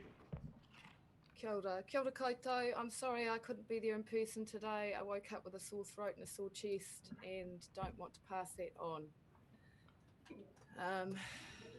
And I'm aware that you're time short, but behind time, so I won't do a long mihi.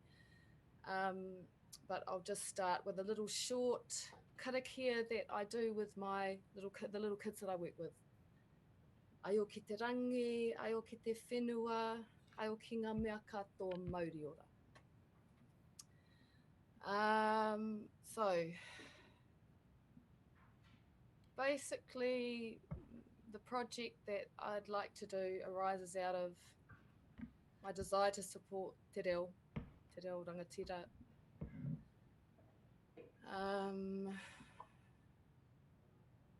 My experience as a neurodiverse learner myself and the mother of a neurodiverse child, and the feedback that I've received over the last few years while I've been running this little program in early childhood, a Waiata program, the feedback that I've received from teachers and tamariki and parents.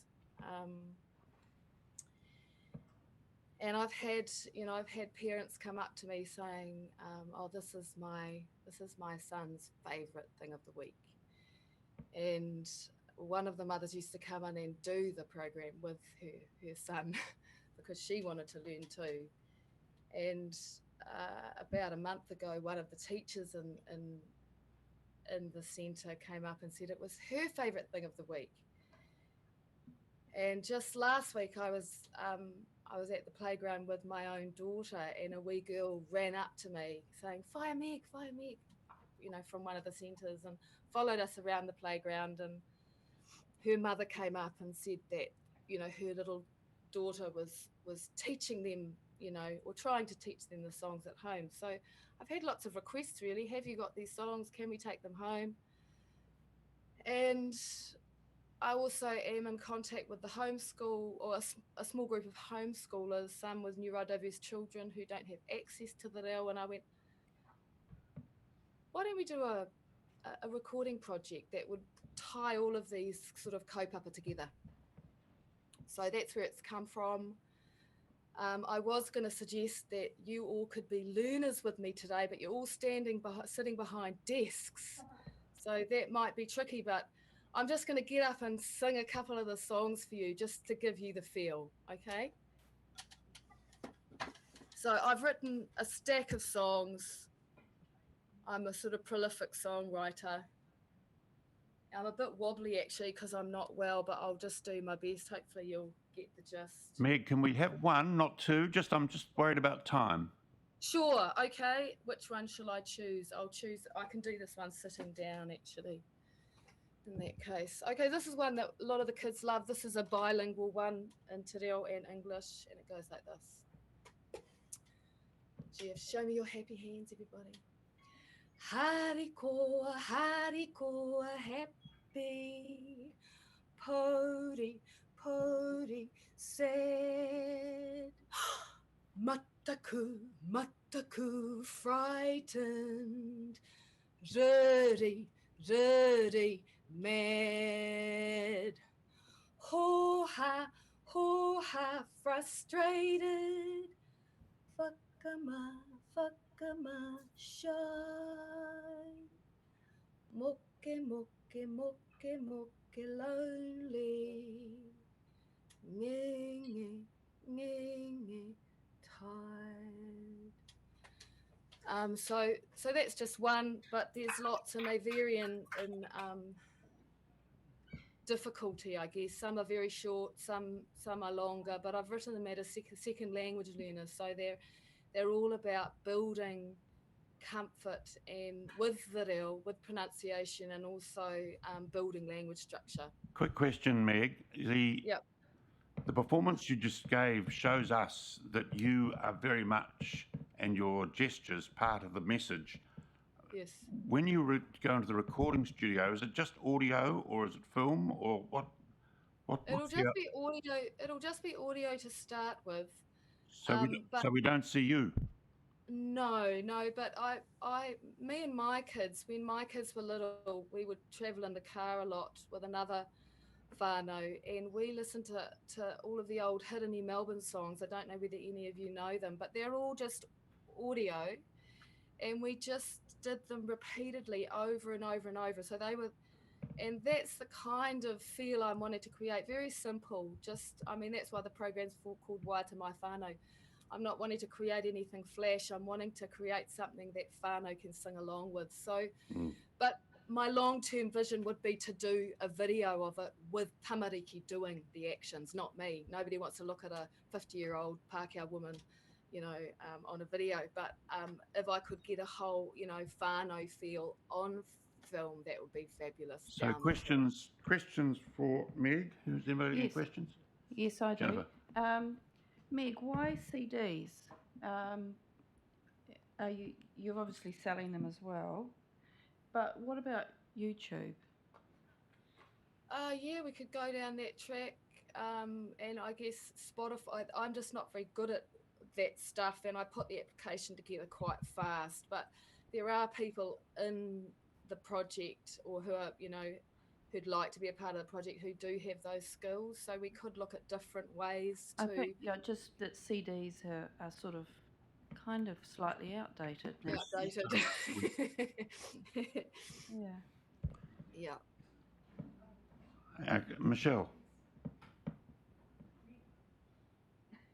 Red, hi, congratulations, love it, really cool. And yes, I know Hidden Melbourne, so it's worked with him, he's very cool. Just a practical question, where are you actually recording it? And I want to make a comment on that video thing. I'm just curious, that's all. Where are you recording?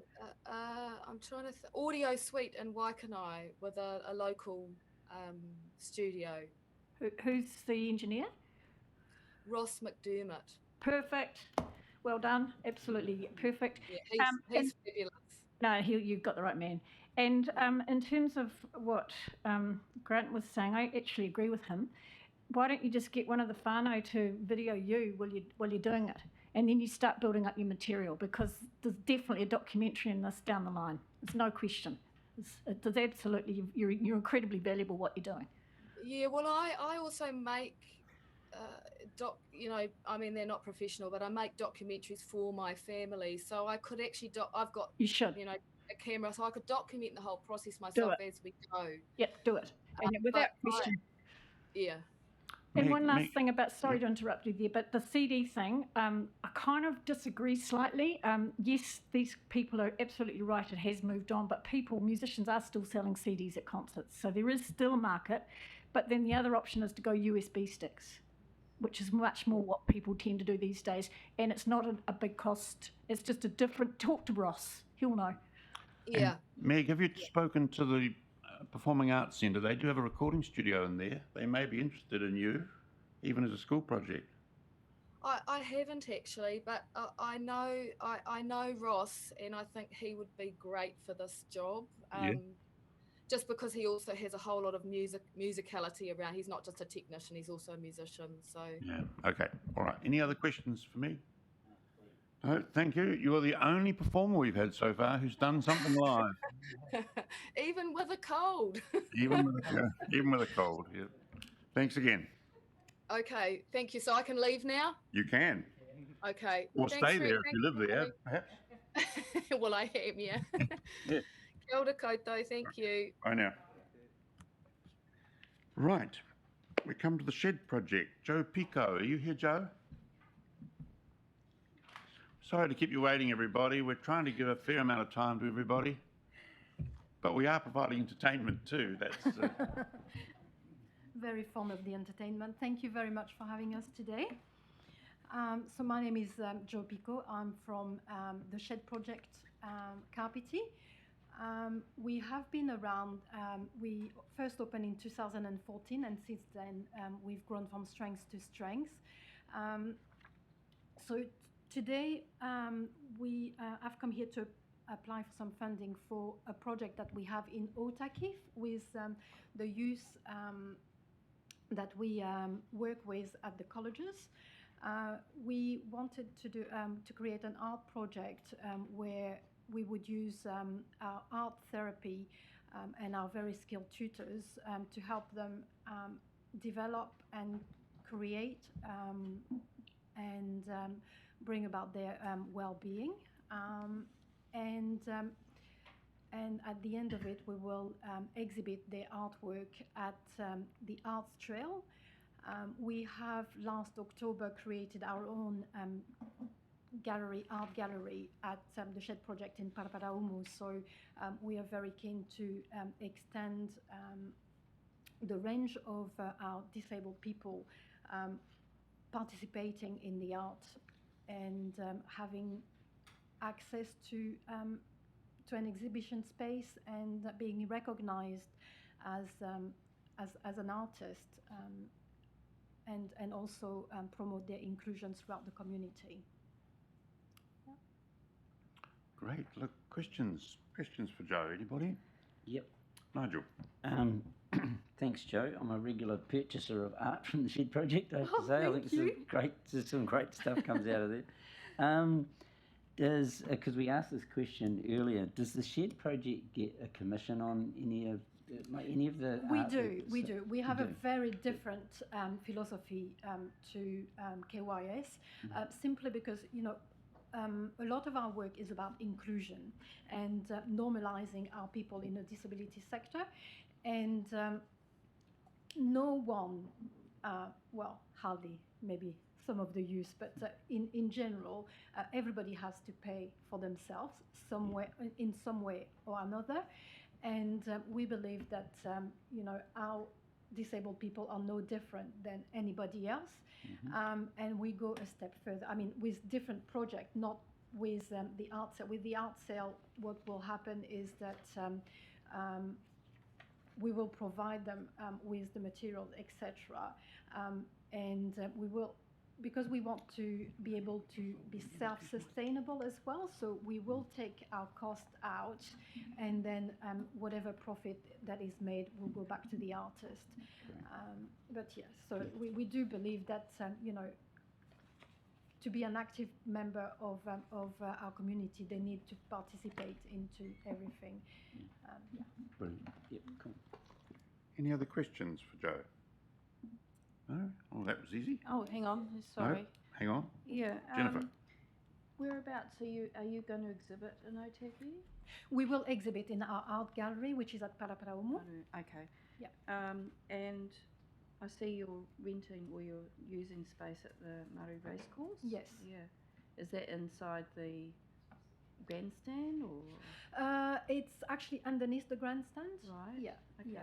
So we will be using. It's quite a big space. I mean, depending on the success. I mean, at some point we may as well organize an exhibition up in Otaki, but it will. Because right next door is a little gallery. Yes. Yeah. In the Pottery Club. Yes, we do. I mean, we are slowly but surely strengthening our relationship with the Otaki Pottery Club. So, That's good because we yeah. have a little project and it's called clay recycling, and you might be interested in it. So Yeah, I mean, the Pottery Club in Otaki have invited us to be guests good. for their Matariki exhibition as good. well. So, Okay. you know, we are working with various organizations and yeah, and good. yeah, Good. and Okay. getting I'll more keep you in involved in the mind. community. Yes, thank you. Yeah. All right, any other questions? Right, thank you. Thank you for Thank coming in, you. Joe. Thank you. Thank you. Thank you. The Wellington Regional Orchestra coming to us by Zoom, Hannah Neiman. So is Hannah there? Morena canto. Is that Hannah? Hello? Hi. Hi, we can hear you, Hannah. Where you go? Excellent. Yeah, thanks for having me along today. Just here to sort of give some clarity around our application for funding for the Orchestra Wellington education program, 2023 education program. So you have it there in front of you, but we're just looking to include a couple of Kapiti schools in our education program this year, which is quite a bit more substantial than in previous years. We're making an effort to rope in and to support the concurrent education efforts by our partners across the NZSO, the New Zealand Choral Federation, and to support educational programs that are ongoing, such as local youth orchestras and pathways into playing and learning music, as supported by groups like Arohanui Strings and Buzzing Brass for young children who want to start playing music. And so as part of our education program, we build and write a new show every year, which we tour to schools and present to generally the entire population of the school. 45-minute educational concert, which is subsidized by Orchestra Wellington through receiving funding such as the Creative Community Scheme. So we've traditionally had, historically very well received education concerts in the past in terms of our wider output, not just in the Kapiti area, but across the entire Wellington region. We reach about 10,000 students and teachers every year. And in the past, it's included really strong elements of Mataranga Māori in partnership with Tangata Whenua and Taonga Pōoro practitioners. And this year, we are the application that we submitted to you was our first idea for a show, which was a development of a new show for Taonga Pōoro.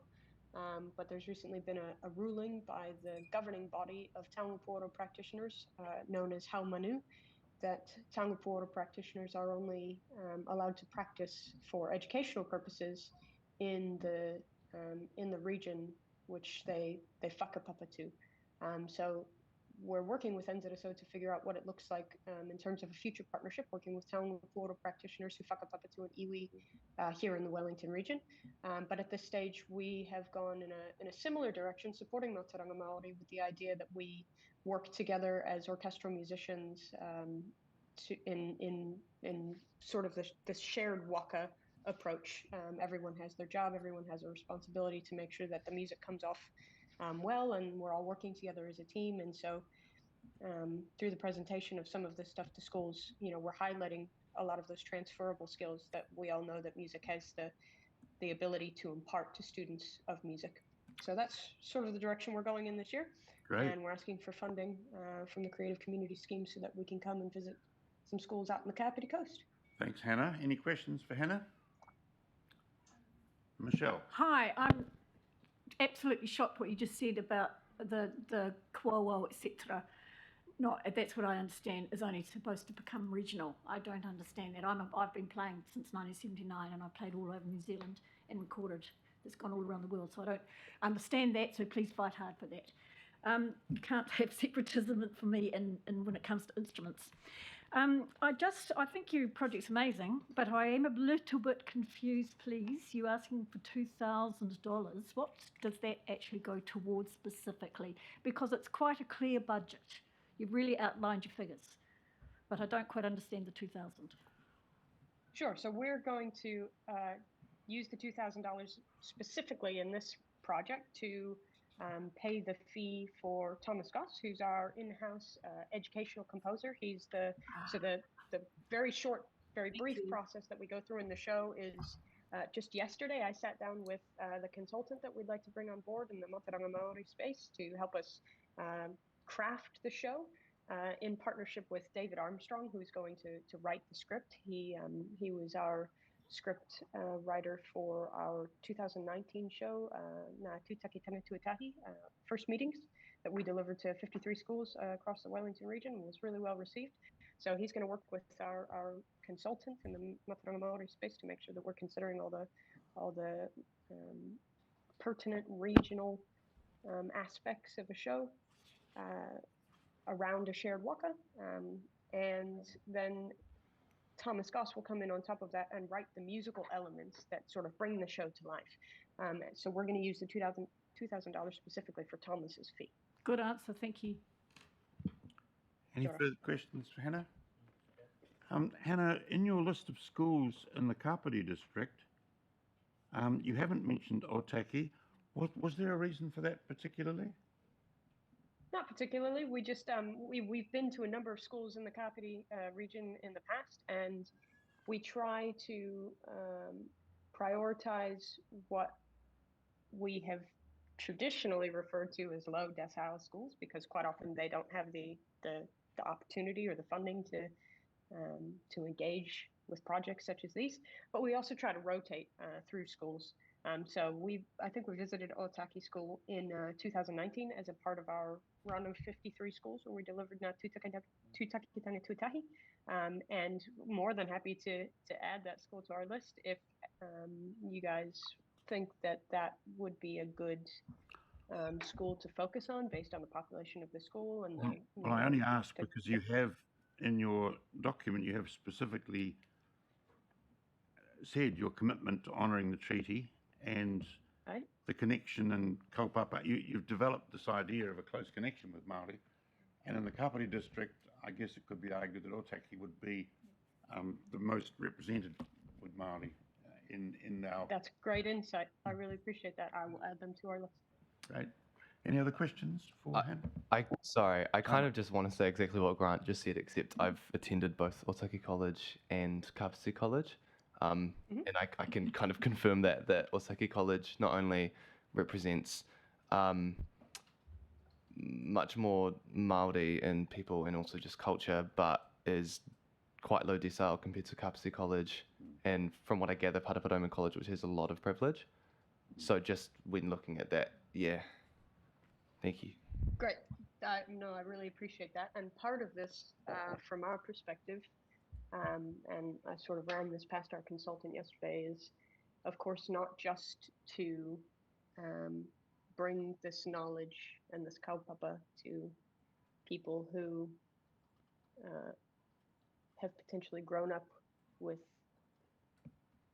these stories and these ways of working, but also to bring awareness to people who traditionally don't see this at all as a part of their day-to-day lives or in their sort of pūrako, in their storytelling or in their curriculums. So we try to diversify as well by not just visiting traditionally Māori or Pacific institutions, but also very sort of Pākehā-related institutions to sort of spread that and bring an awareness to young students who will then carry that storytelling, that pūrako through their lives. But thank you, Hannah. Great stuff. The insight. Okay. Thanks for joining us. Thanks for having me. Okay. Bye for now. Ka kite. Now, is Rangi Halbert here? Rangi? No one answers to the name of Rangi up there? Okay. We'll move on. Philip Simons, are you here? Could be Simmons. Simmons? We have no Philip Simmons. We have no Rangi. Okay. Do we have a Mrs. Caroline Beaufort Puna?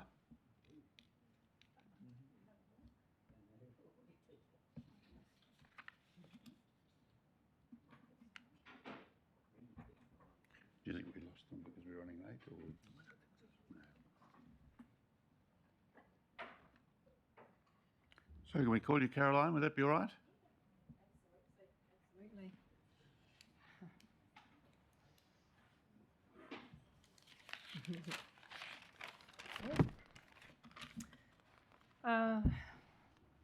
He mihi mahana ki a koutou katoa. He mihi ana ki te rohi nei, ko te ati awa, o ngā te toa rangatira me raukawa, ko tarurua te maunga, ko wharimau ki te awa, no Pukirua Bay ahau, ko Caroline tōku ingoa. He mihi ana ki a koutou katoa. Thanks so much for the opportunity for me to present my proposal today. I'm a little bit nervous, but it's nice to see some friendly and familiar faces. So I've no idea who you're referring to. Not him. I'm an unfriendly face now. Now, don't you be nervous. You're absolutely doing fine. So so thank you for listening to my proposal for creative wellbeing pop-up workshops today.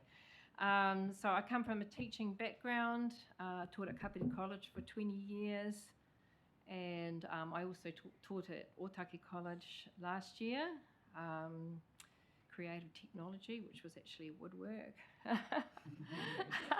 I didn't know it at the time. So yeah, I have something to show you later, which was something that I taught the kids there how to make.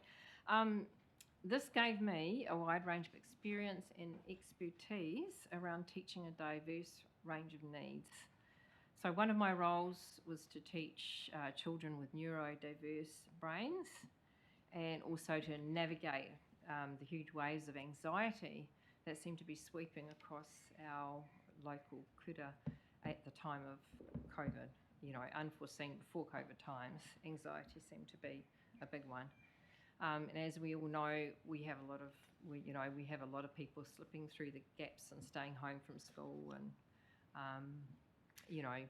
because of the huge wave of anxiety. So I found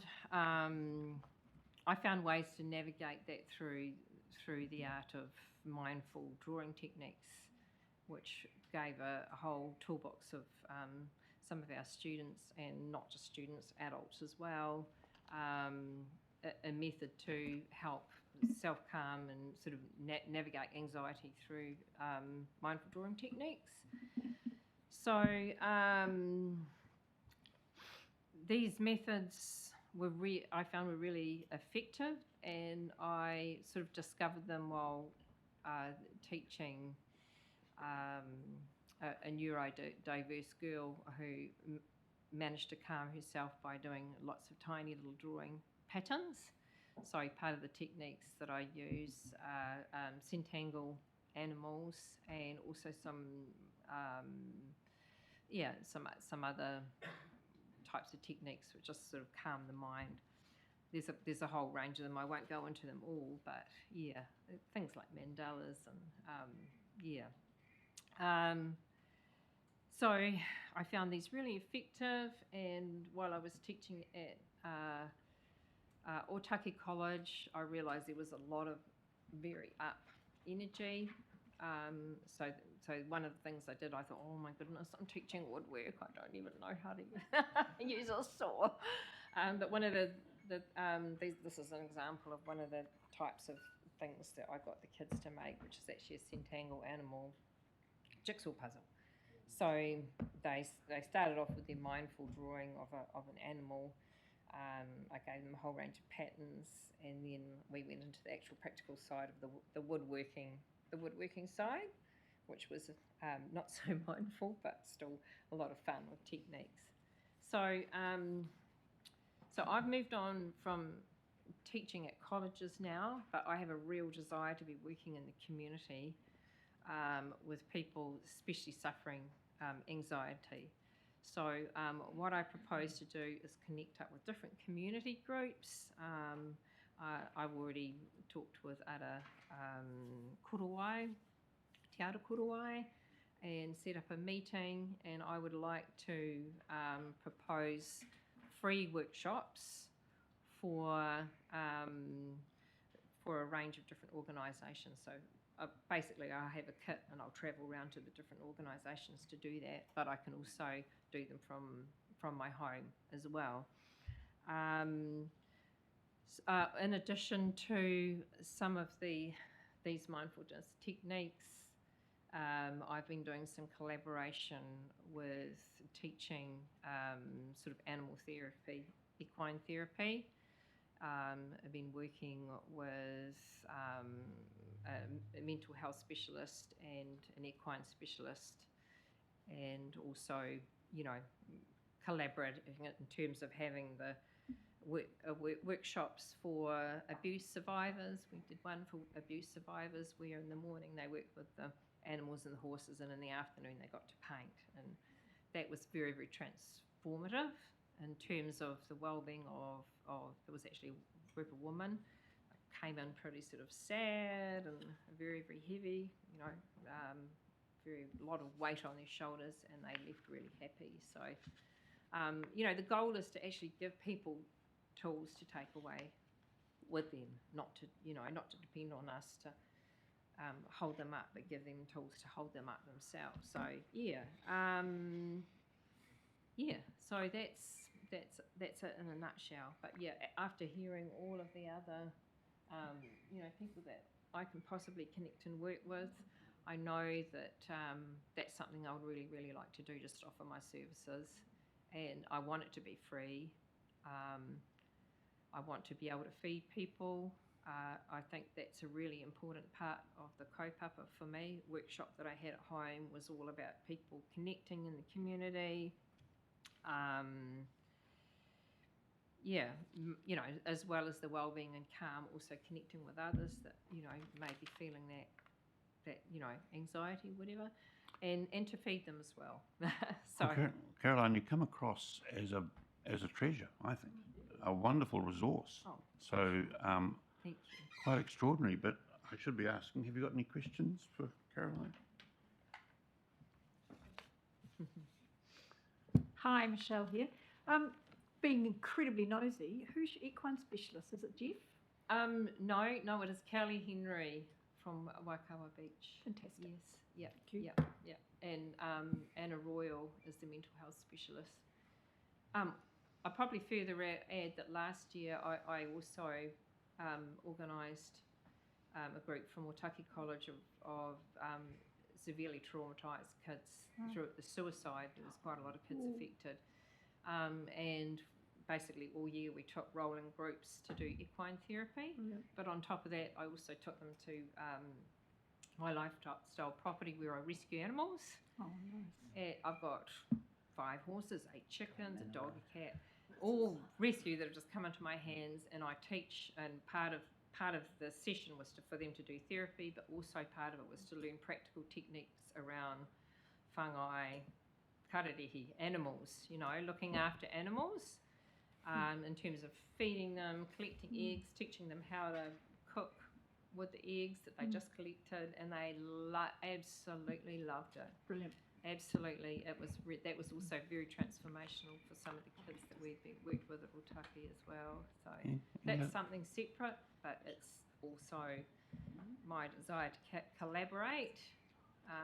So your approach to us is to ask for funding to run workshops effectively, isn't it? That's yes, your main focus. That is. Okay. Yes. Any other questions? My question is, so the funding that you're asking for is for a kit that you can take and your time? Yes. Yeah. Okay. And great. And you think that's enough to do 10 people, correct? It's a start. It's a start. It's a start. Okay. I have, you know, accumulated my own materials, but really most of all it is my desire to connect with, now that I've actually retired from teaching, I feel like I've still got a lot to give to the community, and especially in terms of my passion for providing a pathway to well-being through specialised skills.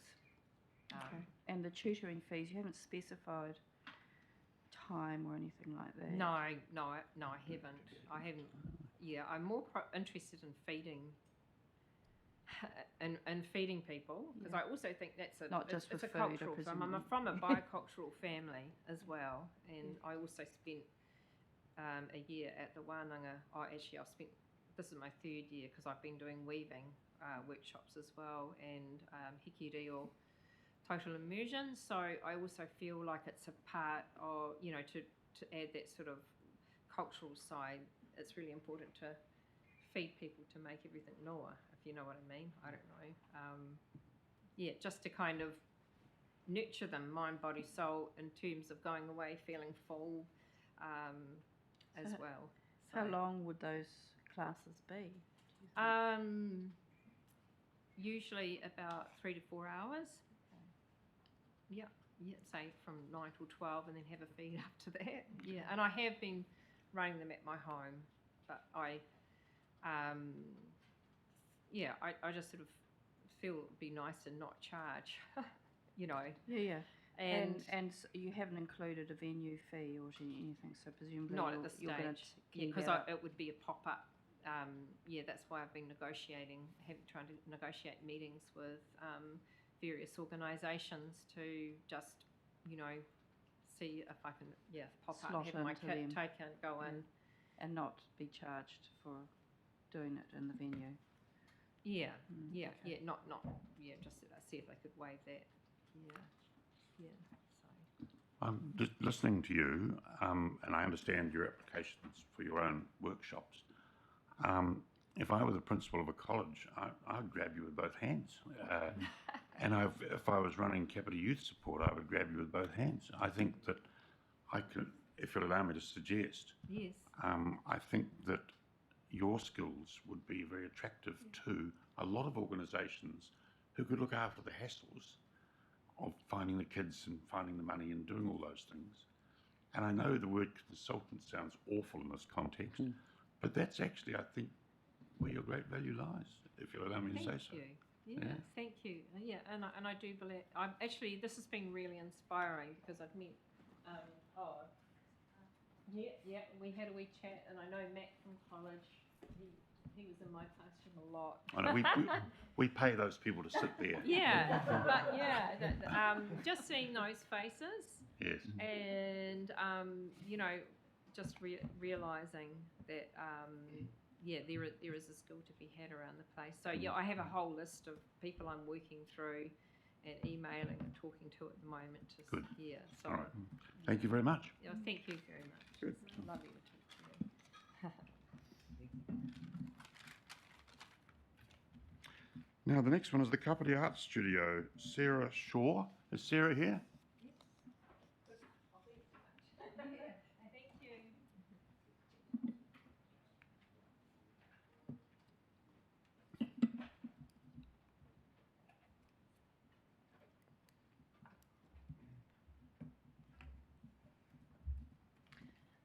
Hi, I'm Sarah from Kapiti Arts Studio, and I'm Matthew Midway. from Kapiti Arts Studio as well. Welcome. He's my support person here today. Do you want to hold up the butterfly with the string? So, I've been working with the Kapiti Arts Studio for about 8 years as a volunteer, and work with Rebecca Bond, who runs it. I suppose I've been her support person for the last 8 years or so. I came up with an idea by accident when I was working with one of our artists, Heather, and she painted both sides of a piece of canvas. And this is actually the piece of canvas. It's artist canvas. And she painted both sides so beautifully. And, we had a bit of a a chat about what to do with it, and I suggested origami. So we looked up some different origami and we found a butterfly, and I helped her with it. She can only move one hand in her body, and so I had to help her fold the butterfly with the origami. And then afterwards I thought, well, why can't we just make hundreds of these and hang them like a large mobile and display it in various places? And sort of further from that, we thought, well, we need to involve a lot more people in this, because it could be quite a cool project for people who've never even done art before, never had access to art before, to do, because it's quite easy. It's not a complex process. So we were wanting to sort of hold workshops. At the moment, we work in Otaki. We work with Kapiti College student and also with a few students at Otaki College. We have a workshop every Tuesday afternoon in Otaki. And we have, of course, the original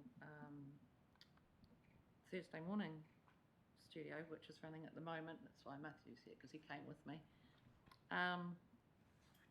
And we're doing a Thursday afternoon at Paraparamu as well. So the project would work with just what we have going at the moment, but it would be a lot larger and create a much more impressive display if a lot more organisations were involved. Not just organisations, community groups, people who, you know, we're talking about well, we've got contacts at preschool, we've got contacts through primary, secondary, and groups for older people who just don't get involved in a lot of things in the community. So there's quite a diverse sort of groups that we're looking at, and we've already got contacts, but we haven't spoken to many people about it yet, because we don't know if we can actually go that big, whether, you know, because without some funding we can't go big. We can only stay with the groups that we currently work with. So what we'd like to do is create, I may as well talk about both applications together. Would that work? Yes, I think you should, yeah. So the first application is all about running workshops, and so it includes rent for those workshops and some materials. We can probably provide most of the materials ourselves, so we've put it in the budget and then we've taken it out at the other side. As far as so a lot of the cost is for labour, for people to come in and run the workshops and assist where assistance is needed and show people how to do it and that kind of thing. And so we were hoping to run a number of workshops, hire some spaces. At the moment we hire a space in Otaki at the Memorial Hall, and hire spaces like that we can attract people to, but also go to people, but go to groups and work with them. So we're hoping to run quite a number of workshops and get thousands of butterflies and create quite a number of displays. They're going to be with you can imagine like a chrysalis, and then strings of butterflies hanging from the chrysalis. It's sort of like a mobile, I suppose. And people can touch them, walk around them, walk inside them, lie down on the ground and stare up at them, you know, be involved with them, and they can hang. I don't know, do you want me to pass the butterfly around? Because it's very robust. Do you want to hand it over? It's a very robust butterfly, so it'll handle all sorts of weather conditions. And so we want to hang it in a lot of different places, and this is why the funding for actually having an installation. At the moment, we will definitely, even if we don't get funding, we'll do this, but we will do it on a much smaller scale. But we will definitely have it in the Arts Trail in Otaki location, and also in the Parapara Umu location that we have. we will be able to put it possibly in the library, because we've got another installation that the library want to work with us on as well. So even if we don't get funding, we'll have those three areas that it can be, and it can actually stay for a period of time, and so it'll be very accessible. We don't want people to pay to see it. We're not going to sell it when it's finished. What we want to do is any group that we've worked with, give them one of the chrysalises and the strings from it, so that they can say, this is ours, we made it, and keep it and hang it somewhere that's important to them. What else can I say? No, what else, Matt? I've probably missed all sorts of things out because my brain dies when I'm nervous. Can you talk a little bit more about who you are and the organisation and why you do this? Yeah. That's what I missed. I had thought about that, but I missed it completely. Carpety Art Studio has been running since the early 2000s, so it's probably at least 15 or 16 years. I've been working with it, as I said, for about 8 or 9 years. Prior to starting with the Carpety Art Studio as a volunteer, I went to art school in Taita, the Learning Connection. Prior to that, I was a teacher at Hiratonga College for about 10 years. Prior to that, I was in government policy area and ministerial advisor in Wellington for a number of years. And so that's my background, but I went to art school and quit teaching from a couple of tragic events. And I found that, I mean, I'd always enjoyed art, but I'd never focused on it because I was too busy trying to make money to survive, I suppose. You know, my parents always said to me, oh, there's no money in art, you have to do something proper like accounting and law, you know, so there you go. You've all heard that. But I found that the healing power of art was extremely important for me, and a lot of the people that I met at the Learning Connection, it was the same. A lot of them were older students who had things happen in their life that they gravitated towards something that wasn't intentionally to fix them or anything, but they gravitated towards something that made them feel good. And as, I can't remember her name who just spoke, the calming influence of art, she talked about the calming influence of art, and I just loved what she was talking about. It's great for us, and we build a community of people who just love each other and get on so well together, and it calms them and it helps them. And yeah, and so we work with people who face barriers to participation in the arts for a number of reasons. That can be anything from poverty, shyness, just withdrawal from society, to physical reasons, to neurodiversity, all sorts. There's any barrier to participation is something that we will include in the people that we have. So it just creates a sense of belonging for people, and also the joy of seeing their art displayed and having other people appreciate their art is something that we focus on hugely. So we like to put people's works into every exhibition that we can find. Of course, we've got the IHC Art Awards that a lot of our people put work into, but we've got all sorts of different exhibitions around the country that we put works in for. You've had works in quite a few places, haven't you? Yeah. That's great. Has anybody got any questions for Sarah? Yeah, just a couple. Thank you, Sarah and Matthew. Yes, Matthew, I've seen quite a bit of your art. I'm just trying to get my head around some kind of numbers that you might be producing. And I was thinking you could hang a couple of hundred in here, and Mhm. coastlands would be, the whole of I the hadn't inside even of thought. coastlands should be Yeah, covered actually, in Bex butterflies. mentioned coastlands, Yeah, yeah. okay, chase that one up. But yeah, so just in terms of, not easy for me to say that, oh, let's just make 1,000 butterflies, but you know, there's some issues around that, right? So have you got any idea about the numbers that might be involved and just how big this thing could get? Because it could get quite big, I think. It could get quite big.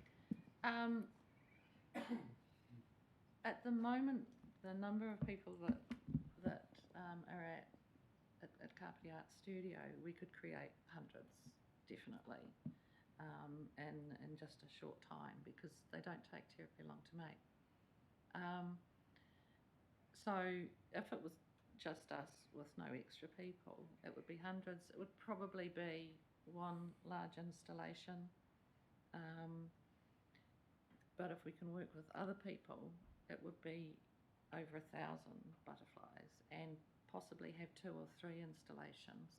And so conceivably they could be installed together or separately at a number of places. So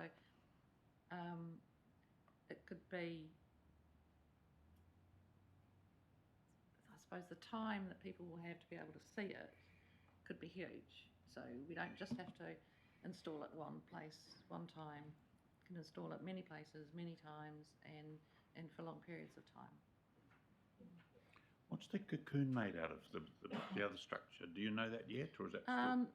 The idea at the moment, sometimes it changes as the production starts, and then you go, oh, that's not working terribly well, we'll change, you know. But at the moment, it's something like chicken wire and papier-mâché. And you divided your application into 2. Mhm. One was to make these things, Mhm. and the other is to exhibit them. Mhm. And presumably the making of the cocoon sits in the second part. Is that right, or is the second application just for the work Well, the involved? making of the cocoon, yes, is part of the exhibition, Yeah. because it's just putting it all together, you Yes. know, to exhibit.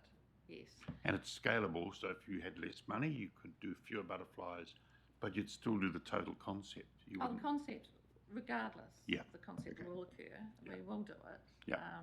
regardless of funding. Well, what we'd love to do is to involve a lot of different community groups and have them have the joy of making something, seeing it displayed, getting the recognition for it, and being able to then display it in the place where they go to all the time. So that it's, So it's a flat thing, and you fold it up in a certain way. Is that what happens? They create it as a flat object. no, oh yes, yeah. Yeah. You create it as a flat object, a piece Yeah. of canvas that's painted on both sides. Right. And the idea is to paint in colours and paint whatever you feel like painting, that you feel like, not very good at explaining things when I'm nervous, reflects yourself, you know. So you paint in a way that the colours you like, or a picture you like, or patterns you like, something that makes you feel good. Yeah. So, and you do both sides, and maybe in different colours or something, and then you're shown how to fold it up. And if people are mechanically not able to do the folding themselves, they can be assisted with that. Yeah. Great. Okay. Any further questions? Well, I hope we didn't make you nervous. Oh no, I get nervous. I but- can say that most of these people are, in fact, incredibly frightening. Oh no, it's not. You're quite right to be nervous. It's my own problem, anxiety. No, you did very well. You did very well. Issue. Yeah. Thank you for coming in. Thank you. Thank you. Oh, thank you. Les, we haven't forgotten you.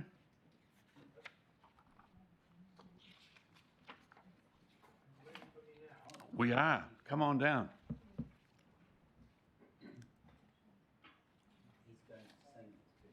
Is he? That's the second one.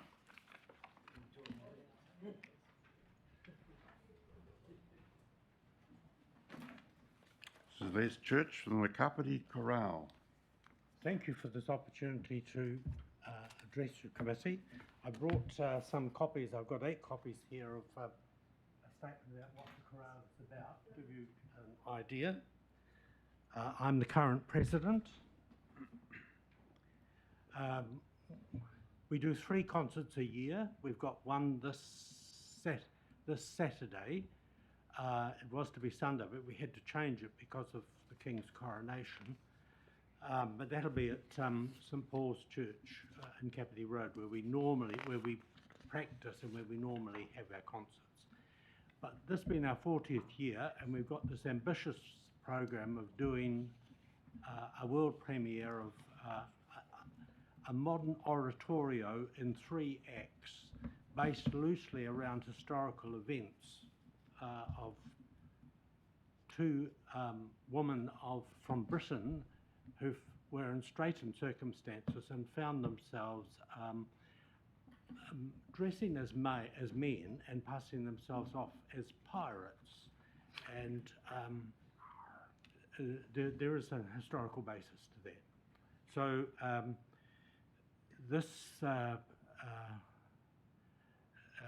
this performance, which we'll be doing on the 12th of August, is fairly ambitious, and it's going to involve a lot more expense. So in order to meet that, we need to have a larger venue where we can sell more tickets. St Paul's, which are very accommodating, but because of fire regulations, the maximum we can have in the building is 250. And we've got 66 members of the choir, and then an orchestra, and 6 or the concert in August will have 9 soloists. You're down to probably about 150 or a bit more tickets that you can actually sell. So we've decided to go to KPAC because that's the largest venue on the coast, and it's going to be more costly. So we're applying for funding to cover that cost for us. As I said, this will be a world premiere, and I understand that after our performance in August, the composer is looking to have the next performance by a choir in Chicago. So I think it's quite, for us, it's quite a big thing. It's quite exciting. This is our 40th year of existence, and in the 30-year history that I was reading through, it was hoped that the crowd would be able to commission a work, an original work that they would be able to do. Well, this is it, and we're very fortunate to be able to present it, and we're excited to be able to offer it to a local audience.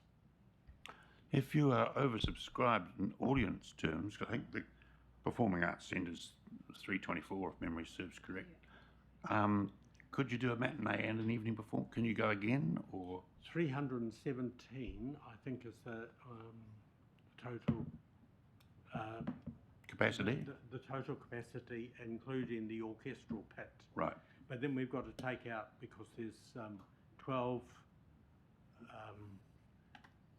seats that are offered to major funders, and we have a number of complimentary tickets we give to the soloists, etc. That's just normal practice. Yep.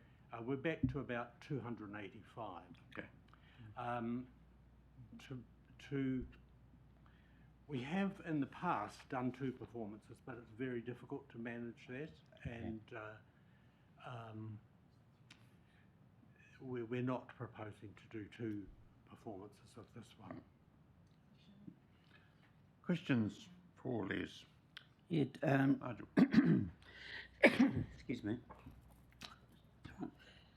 Sorry, Les. Actually, the Kapiti crowd is just brilliant. The performances are just outstanding. So congratulations on that, and congratulations on your world premiere, which is brilliant. I have the same concern here as I have with so many of these other things, is that this really significant cost to you is venue hire. that's not your problem. That's the funding's a problem, but I think it's something that we as a community need to address. So just leaving that as an aside. But yeah, all the best with the show. Yeah. Thank you. Yeah. The chorale did purchase a seat as part of the fundraising for the KPAC, so we're keen to actually be able to try it out. 40 years. Yes. So you were just a young fellow when it started, were you, Les? Well, I wasn't part of it when it started. Ah. I've only joined about 2015, so I'm a Johnny come lately, really. Okay. But Any more questions? Oh, for Les? thanks, Les. Just a comment about St Paul's Church. Sorry about the fire regulations. I suppose you're referring to the mezzanine floor, which you can't access because it only. Yes, I was the architect for that in the early 90s. But sorry, Les, you referred to soloist contracts and orchestra contracts. Are those people not related to the chorale? Or? they're not part of the chorale. Right. We have to bring in professional soloists. Right. The orchestra is not, well, it's from local, the Kapiti Orchestra and local musicians, but they're brought in for this performance. They're not part of the chorale, and therefore there needs to be a payment for that. Yes, I was the front person for the Kapiti Orchestra, and I let people in at the wrong time, so I lost my job. But anyway, no, well, thank you for that. Yeah. Any more questions, Michelle? Oh, yes, sorry. Are you printing. still going, Rob? Yes, I'm still on a roll here. Printing, the $1,800 for printing, could you just clarify that? That's the printing of the music.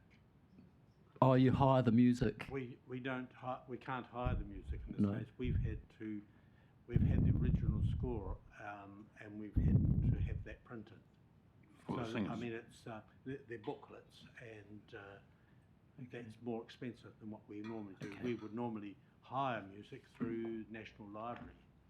No, thanks, Les. It'd be a lot less than that. Okay. Michelle. Yeah. Congratulations. My ears just go wow when I hear world premiere because I know what that means. So how much leverage are you going to go for that? Because that's really big. For people who don't understand it, I mean, bear no sort of ignorance, pleading, whatever. World premiere is really big. You need to. Are you planning to do some sort of major press campaign? Because you should, and that will bring more interest into the district. Yep. Because I think there will be plenty of people from out of Wellington that would want to come. Well, from this year, we've expanded our marketing considerably. Great. So we have a woman who's come and joined us on the committee, who's taken us into social media. Good, welcome. We have followers on Instagram and Facebook. We are using Event Finder for the first time this year. As a trial run, because we'll have to use it when we go to KPAC. They have a contract with them. We have used radio advertising in the past, but I mean that's expensive. Just go and get free interviews. It's a better way to go. You just approach all the radio stations and say, hey, I've got when can we come and have an interview? It's a better way to go than pay. I'm sorry to the businesses out there, but it is better.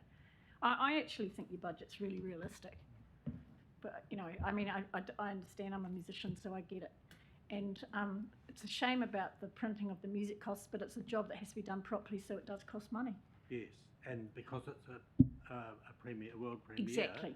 we're the ones that have to. Exactly, I get that. So, get the press in, get some press involved, and then you don't have to pay for the advertising, if you know what I mean.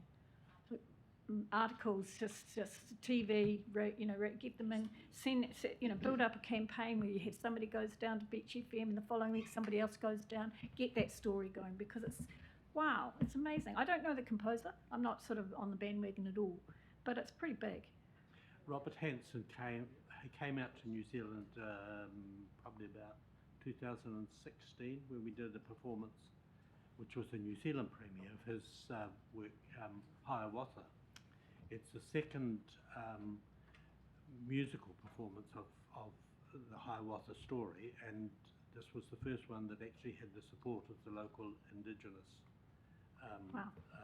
people, and it's a different sort of music. It's rhythmical rather than tuneful, but once you get in and understand the rhythms, then the tune sort of starts to become apparent. And I think it was a hugely successful concert. Everyone went away buzzing, and Robert Hanson, the composer, was thrilled and said that was the best performance he had seen of that work. So he was motivated to do something for us. So one last question. Sorry, guys, but the orchestra contract says 8. I assume it's not a chamber orchestra. I assume it's bigger than 8 musicians. So are you using locals with the professionals? The orchestral ensemble. Okay. Is 8 musicians, and they are local musicians. Great. Yeah. Yeah. Thank you. Any more questions for Les? We've got 10 seconds to go before it's midday, so we haven't done badly.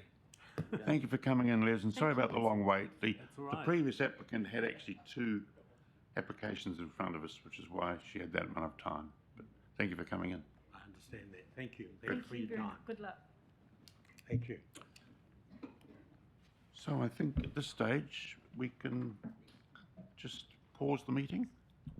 Just before we do that. Before we do that? So Steffi just advised it might be a good thing for us to go to public excluded before lunch. Yes. Then we can chat. Yeah. All right. So I'd like someone to move that we go into public excluded, please, now that we've closed the meeting. So moved by Nigel, seconder, Michelle. All those in favour of going into public excluded? Aye. Those against? Carried. Thank you. All right, we can now go offline. I suppose that happens automatically now, does it?